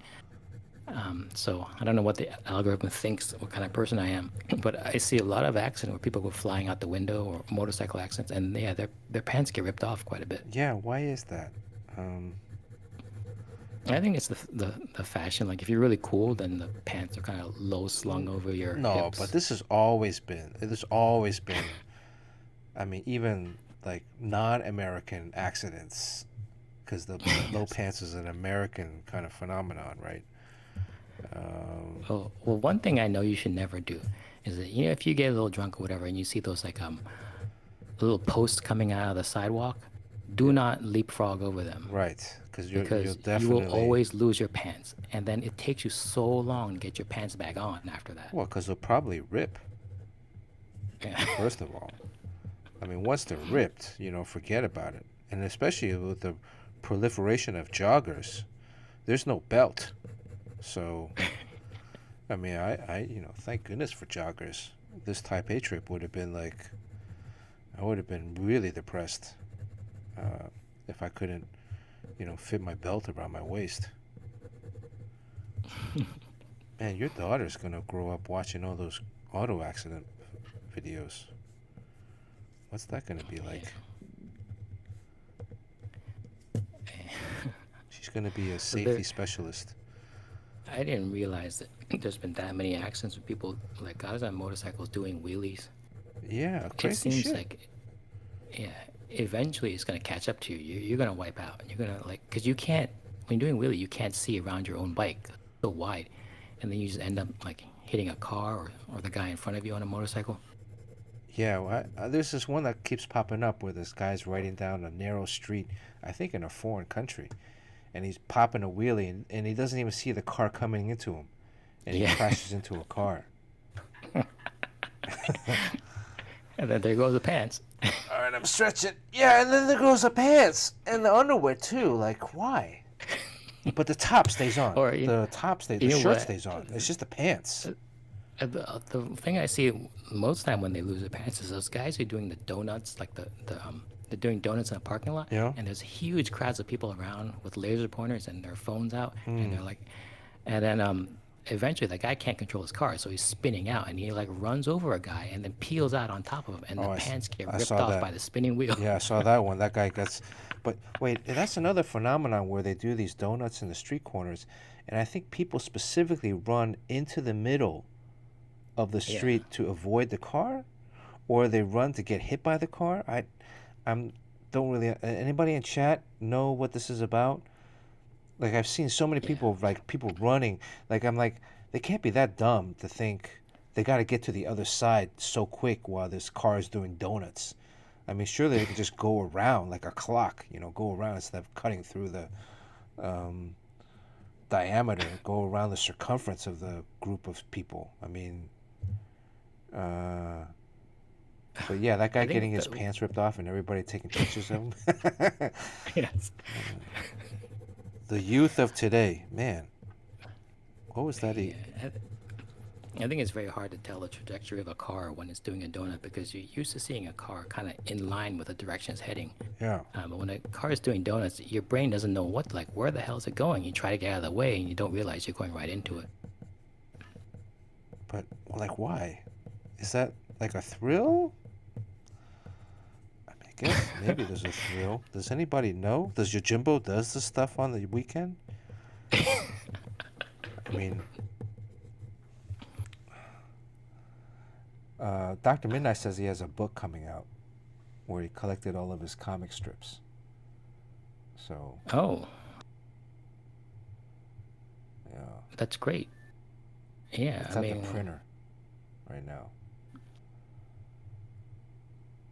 People make movies with iPhones. That's a good. I mean, people make movies with iPhones. You can actually do your own movie right now if you have a computer, right? yeah, I saw a movie that was done on an iPhone An and it iMovie. looked, I didn't know until afterwards it was all shot on a, So the quality is okay, but the storytelling. I mean, people make stuff. YouTube kind of begins to equalize it a little bit, where you can put out your own content without having to go through a studio. But a lot of this content on YouTube is not very good, in terms of storytelling wise, right? So there's still a yeah. component that's necessary. Yeah, I think it, the storytelling part, like there are parts of it that you really are precluded from. Like you can't make a movie if you don't have the right connection, if you don't have access to millions of dollars. But you can learn storytelling, right? And you can learn screenwriting. It's very difficult, but that part does not require lots of money. So, and a lot of people won't do it because it's like I'll never get a screenplay made, and I'll never get a Netflix deal, whatever. So they don't bother to learn. But I would argue that, and Brandon Sanderson thinks the same thing, which is that writing and drawing a comic is good for you, even if you don't plan on getting ever published. If no one sees it except you or your mom or some of your friends, it doesn't matter. It's still something that's good to learn. Just like it's good to get outside, it's good to get fresh air, Mm. good to exercise, and good to eat well. It's also good to learn to draw comics and learn storytelling and learn screenwriting and that should be an end in itself. Like if you don't think you're never going to work for Marvel, there's no reason not to draw. You can draw just because it's a good thing to do, no matter what. It's a fun thing to do. Yeah, and yeah, no, don't think about the end game because if you do, then yeah, then No there's can make. no reason to do it if you if you only will accept uh, doing a series at Marvel as your North Star. Uh, Sean, entertain the masses. We're running on 2 hours. Almost done. I'll be right back. I'm gonna get watercolors. Oh, and even if it took this long, you're still gonna move the colors. Okay, that's good. I can see like a monochrome treatment, just like Yeah, that simple, poster, all in simple blue. monochrome treatment. Yeah. Okay, so it'll be like an ink wash. Um, but yes. Anyways, yeah, I think Dr. Midnight. I think you have the right idea. Um, put out something. I think the most important thing is when people will start things and they'll dabble at writing, they'll learn the craft of writing or drawing, or even attempt to do a comic. But most of them will start and never finish. But there's a tremendous amount you can learn from finishing a project, even if it's all drawn really poorly. The important thing is you should aim to ship your project. So work on it and get the process going and learn from the process.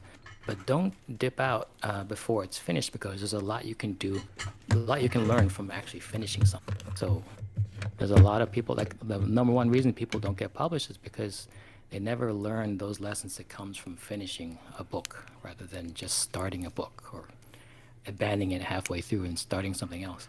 But I think, I So if mean, you have something coming out, then you're ahead of the pack right yeah. there. Like you're in an elite group. So we'd love to see it, and you know that would be great to see what you come up with. And the only thing that matters is that it comes from you and it represents you, and we don't really take into account like is the drawing at this level or is the writing at this level. The thing is, all it has to do is represent you, and it's out there, and that's an accomplishment right there. So. We've done, Dr. Mina has done 5 comic books so far. And I would So, argue to say that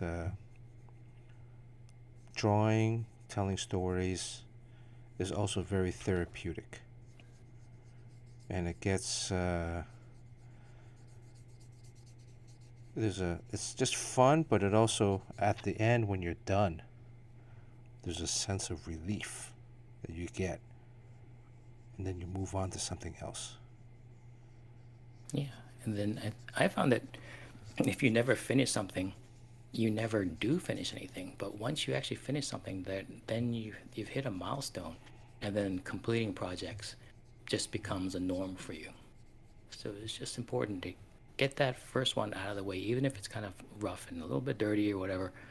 Um, it's still worth taking it to the finish line, and then you kind of it kind of opens something up into your brain, and you become a closer. You know, ABC. Blues Boy wants to bid on this piece, so like usually it's a giveaway, right? So Yeah, we're gonna give this away to subs only today. So let's give something away. yeah, give me something that could potentially be worth. Like I wouldn't even say you can put a cap on how much it could potentially be worth. So it's sort of like kind of like a lottery ticket or a stock. You're buying a stock, it could really. Hey, Courtney's here. Hey, Hey, what's up, Courtney? Where The you been? the, the Chanel um, West Coast of our stream. I was at Hotel Del Coronado Ooh, getting some. spa treatment, Bar, right? dates, hot date night. Is her microphone I working? don't know. I've never found Courtney to be Oh no, at no, a no, loss just of old words. friends. Oh, Okay. No, sorry, I had a phone call coming through, and it oh, apparently just takes everything out. Um, yeah, no, just some old car motorcycle friends actually. that's the one that's across the bay from the convention center downtown, Coronado. Oh, so Yeah. Courtney knows a lot of. She knows a lot of motorcycle people. Have you ever seen someone's pants get ripped off Yeah, in in an an accident. What? accident?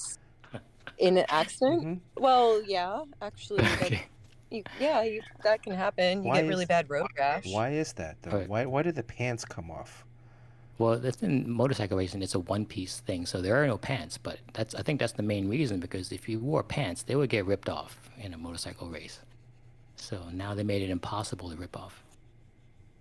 Well, you wear leathers. Right, Like, because the leather doesn't rip, Yeah. right? yeah, you always wear And then, leathers. Like, if you're gonna do any like race activities, you always wear leathers. You don't like go out there in jeans or like your Old Navy slacks or something like that.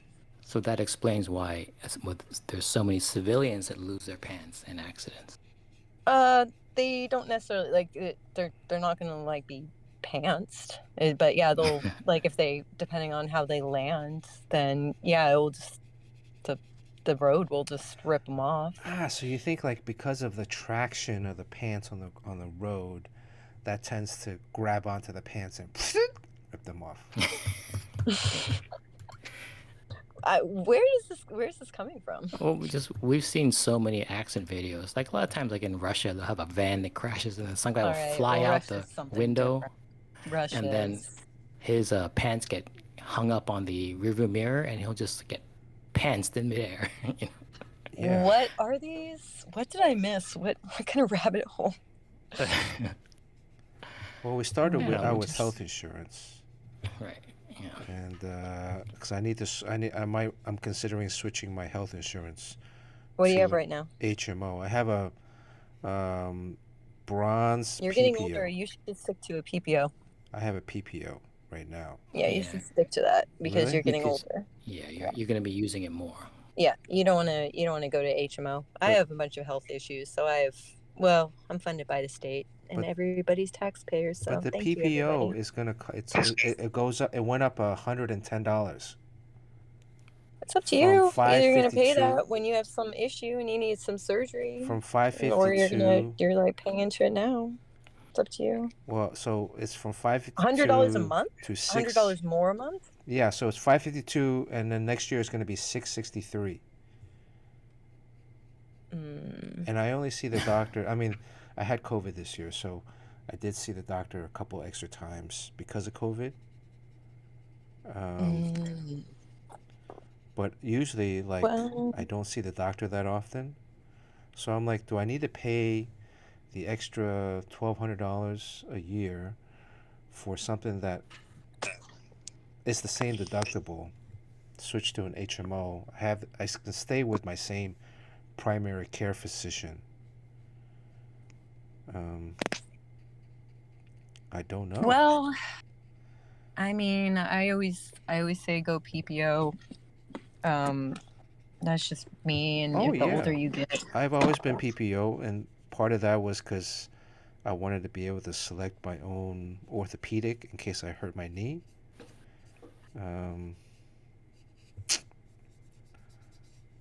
Well, you really can't go on by the past in terms of yeah. this is health insurance, so you're up there in age, and then any problem you can have a problem, and it's life altering amounts of money that it takes to get through that. So it's insurance. So the idea is you should never really, hopefully, we'll never use it, but when you do need it, sometimes it's got to cover potentially like $1 million worth of medical bills. Well, if I have a tremendous medical condition, then I'm going to go out hero style Oh yeah, that's right. so that So all that the your- artwork goes up in value. Yeah. Oh my god. So that's how we start talking about like accidentally getting pantsed on the way to dying. Right. Then Well, all those artwork You would be worth shouldn't ride nothing. motorcycles anymore. That's why I don't. I ain't riding no I motorcycle. don't got that money. Just do not do the leapfrogging over those like traffic whatever meters, parking meters, because that seems to rip people's pants off more than anything. Are you doing that? With a bike? Yeah, I mean, if you ever see like any type of pole sticking out of the sidewalk, don't think like, oh, this would be easy to just leapfrog over it and then just kind of Also, Show those off to your friends. the rental scooters, the ones Oh, that were yes. like in downtown LA. Mm-hmm. I hate those. Bird. I had to stop somebody from trying to use one of those because their hands are their asset. So just saying, Oh. don't Someone Don't use that we knew. those. Hmm? But we're really only concerned about losing your pants. Yeah, I don't care. I don't care. It's just the pants. Because Sean said if I'm gonna die in a heroic way, I'm gonna die with my pants off. So Yeah, that would be very unheroic. You know. Hmm. Oh, I Bernard, mean, you gotta put stitches on the oh right, I gotta put hand, stitches on right? the So, hand, right? but yeah, I this looks feel great like though. if you're gonna die, like you might as well make it hilarious though. So Well, what's Well, you know what's what like PPO if means. I die and then PPO means somebody's pull like, pants yeah, off. she was caught doing something like weird, they'd be like, yeah, that sounds like something you should do. Oh, the worst is sexual asphyxiation or auto Yeah, right? asphyxiation. Auto maybe. asphyxiation. I will. I'm That's not gonna into make that. the value of your artwork go down. Yeah, I'm not Would it? into that. So you guys are good on that. Although I've never tried it, so I don't know. Well, don't because I might be into it. I've never tried it though. well, Has Courtney tried it? Auto asphyxiation. What is it? Is s- Courtney still on? sexual autoerotic asphyxiation. I No, think I is what never it's tried called. that. I think David Carradine Yeah, that's the way or how he went. Yeah, I'm not gonna go out that way. Come on, guys. so Have some yeah, open faith. up your walls for the artwork. You don't have to worry about that. Like this artwork is gonna go up in value for sure. Have some faith. What else would raise the value of the artwork? Well, I think if you died like trying to save a young child, like a Yeah. girl from danger, I Mm-hmm. think. That's what I think. Like some kind of heroic, like if we're in a plane and it's about to crash, or Yeah. And everyone's running out, but right. you're like the only one caught on camera running in because you hear like a girl Yeah, I'm gonna crying or run something like back that. in into the Right. burning house. Even though Right. if everybody's out, they're gonna be like, "Why is that guy running back in?" And I'm gonna run back in to, I don't know, do something heroic. Right. Uh, And then, but always like wear a tight, sturdy belt every day, just in case. I'm limited to joggers these days because the weight gain. So Yeah, more just don't want comfortable. your joggers to snag on a nail on the way out of the burning house. And I mean, Man, I'm so you get concerned about that. That's the one thing I just don't want to go down with my pants down. oh yeah, or if you like shart yourself or something like that. Well, that's gonna happen when you die. The first thing you do is you shit yourself, right? Isn't that true? That's like death 101. Right, This or is like becoming you a morbid release your stream. pee, like in the movies, you start peeing after you die. Well, because you're like your stomach, your anal muscle is like contracted your whole waking life, and when you die, it's like, all right, I got time to relax now, and that's when it comes out. Okay. No, B-dub. Uh, Kaizen cross art, glue your pants to your taint. Autoerotic asphyxiation. Yeah, I think there's a, a few famous people who have died that way. I think David Carradine is the one that we know the most, and then one was a rock singer, maybe from Tears for Fears or In Excess, possibly. Hey, Oh, In Excess did. Yeah, Dr. Midnight has like the guy from In Excess. Yeah. somebody said it's Make Havoc's. Speaking of autoerotic asphyxiation, somebody said it was Make Havoc's belated birthday. Oh, okay. Happy belated birthday, Steve. How old are you now? Yeah, I was supposed to meet him at the LA con, but we were only at the show for 2 hours and we were working the whole time. So there's so many people I was supposed to see, but I never did because that show opened at 4:30 on Friday. Was it a good show? Were there people there? It was okay. Yeah, I can tell the attendance was down. I think people had like con fatigue. Wow.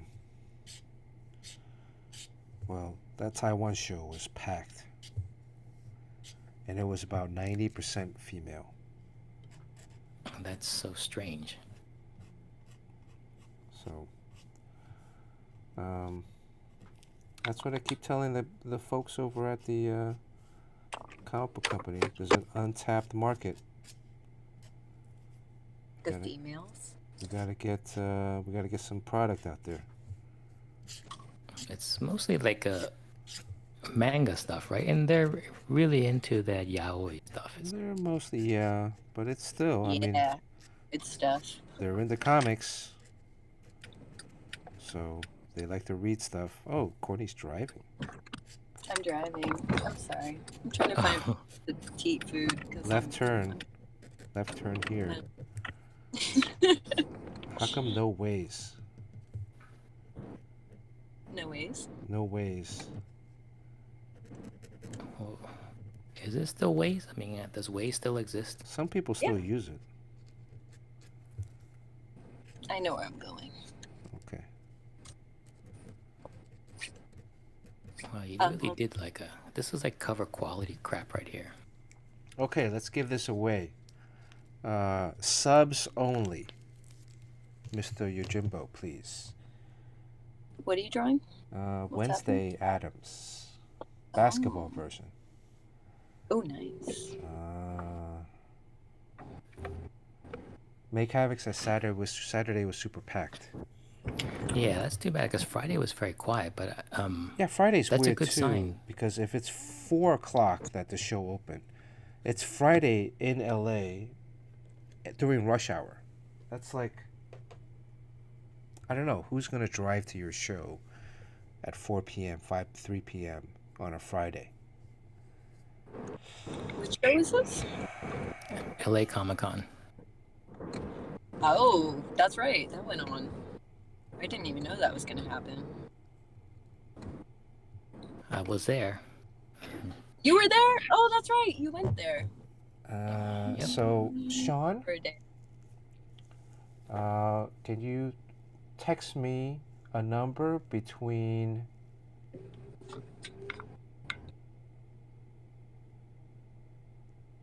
I don't know. What's something that's sentimental? Text me a number between 100 and 200. 100 and 200. Yeah. Okay. 100 and 200.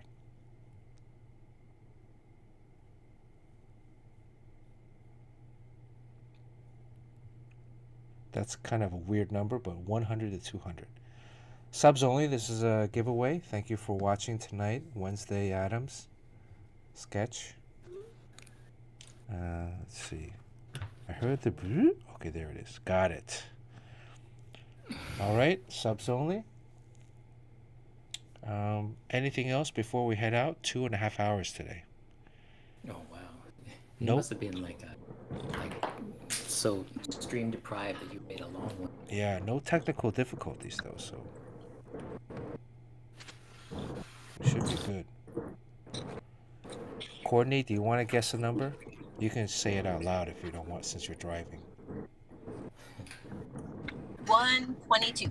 Okay, Courtney's guess is 122. Oh boy, we don't have anyone here. Someone usually takes care of looking at all the numbers, but I look at the numbers. Although I'm not very good at looking at the numbers, but I'll look at the numbers. Let me know when we get close to... Are we almost done? Thank you, D. Rogers. D. Rogers put down Courtney 122. how do we know that people aren't voting twice? Because Actually, if I win, it can go to the next person. Okay. I'm not like I never watched the show yet, so I feel like she doesn't there's like other... this drawing, is what she's trying to say. she can't see No, it. I can't even see the drawing. It looks just like you. It looks like me, or it looks No. like it looks like Bernard. I think in the eye is Pigtails. off. Her eye is a little off now that I look at it. No, but It's a little that's an too expression. wide. It's a little too, it should be closer. Let me see if I can fix it at this point. It's What? kind of late. Really? Are you kidding me? It's kind of late. Through the wash, you're gonna fix it. I'm about to go eat, so Okay. I'm gonna catch you guys later. All right. Have a good dinner. All right, bye everybody. Bye. Bye. Thanks for jumping on.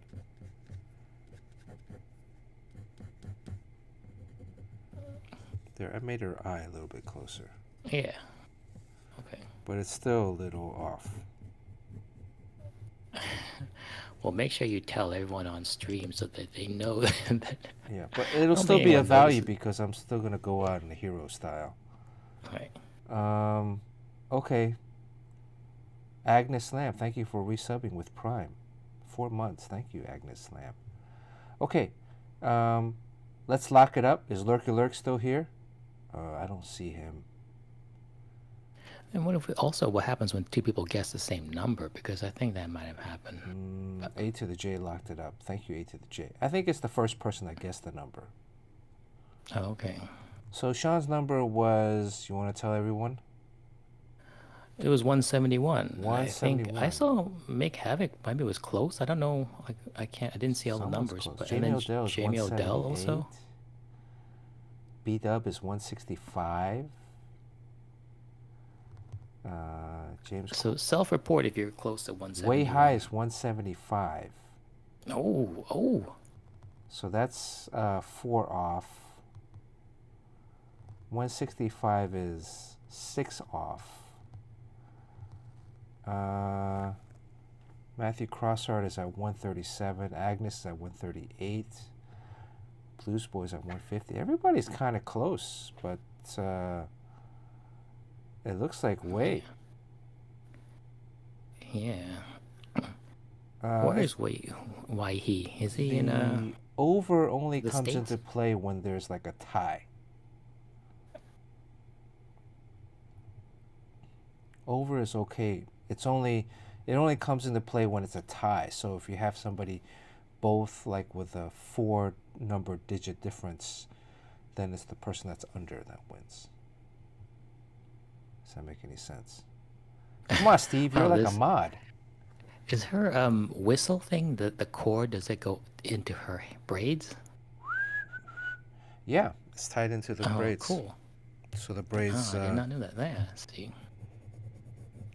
You got it. I wonder if AI would do something like that. Because the AI doesn't know what a cord or what a hair is. It just... Well, unless you type it into the prompt, maybe. But this is... right? That's cool.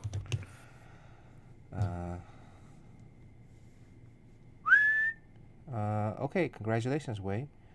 That means I'm going to have to finish your Wonder Woman drawing to send this to you.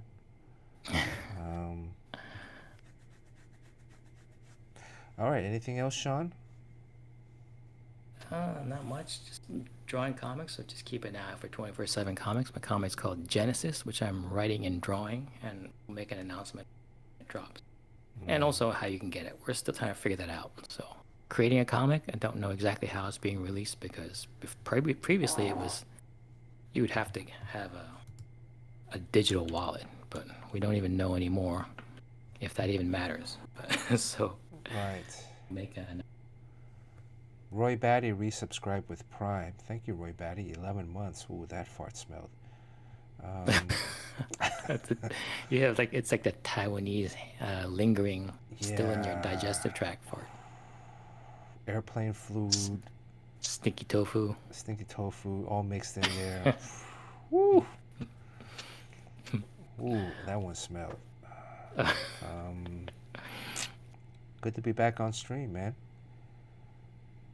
Yeah, we'll be back with a full complement of people next week, hopefully. Week, yeah, I'm gonna including Huh? We're gonna officially retire the Hubba Hubba next week. Yeah, maybe? the retirement of the Hubba Hubba, switching to the Hubby Hubby.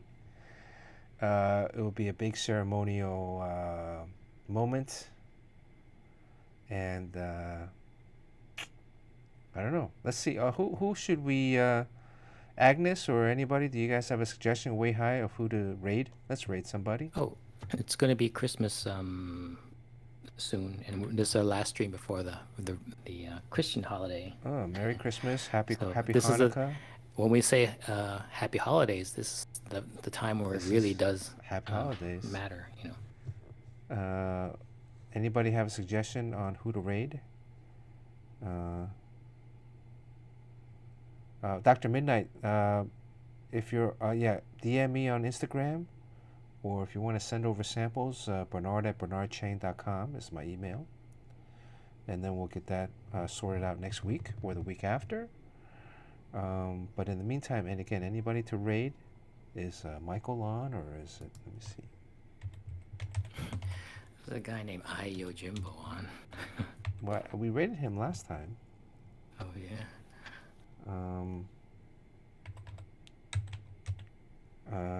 Man, that was one thing I actually miss about COVID, is that I couldn't smell my own farts. I mean, it's hard to say that, but Well, I thought there was people said that they actually enjoy smelling their own farts. sometimes. So this fart was nasty. I mean, anybody have again suggestions on who to raid before we raid? Yeah, Michael just had a kid. Oh Right. wow. Congrats, Mr. D. Nicola and Mrs. D. Nicola. Wow. Cody Shibi. Cody Sheeby. All right, that's the only one that's coming up. Cody Sheeby. Cody Sheeby. Start raid. Oh. Happy holidays indeed. Happy holidays, everybody. Stay safe. It's good to be back. Good to be back. We will see you again Congratulations, soon Way next High. week. Deadlines. Next week. All right.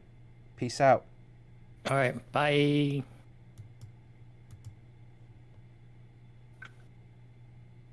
Oh.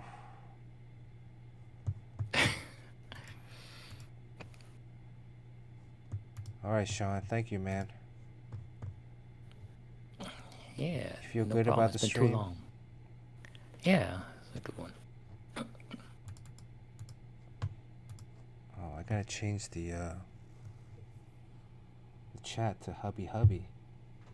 I don't know. I guess we should figure out what Jerry wants to do about it, because I think it's so much part of his language. I don't think he's going to be able to stop. Right. It'd be funny though. Okay. I gotta make a decision about my health care. I mean, Yeah, I don't know anything about that, unfortunately. That's a tough one. it's $200 a month difference. That's $2,400 a year. Difference between. What did I say? It was 100. That's actually a $200 difference.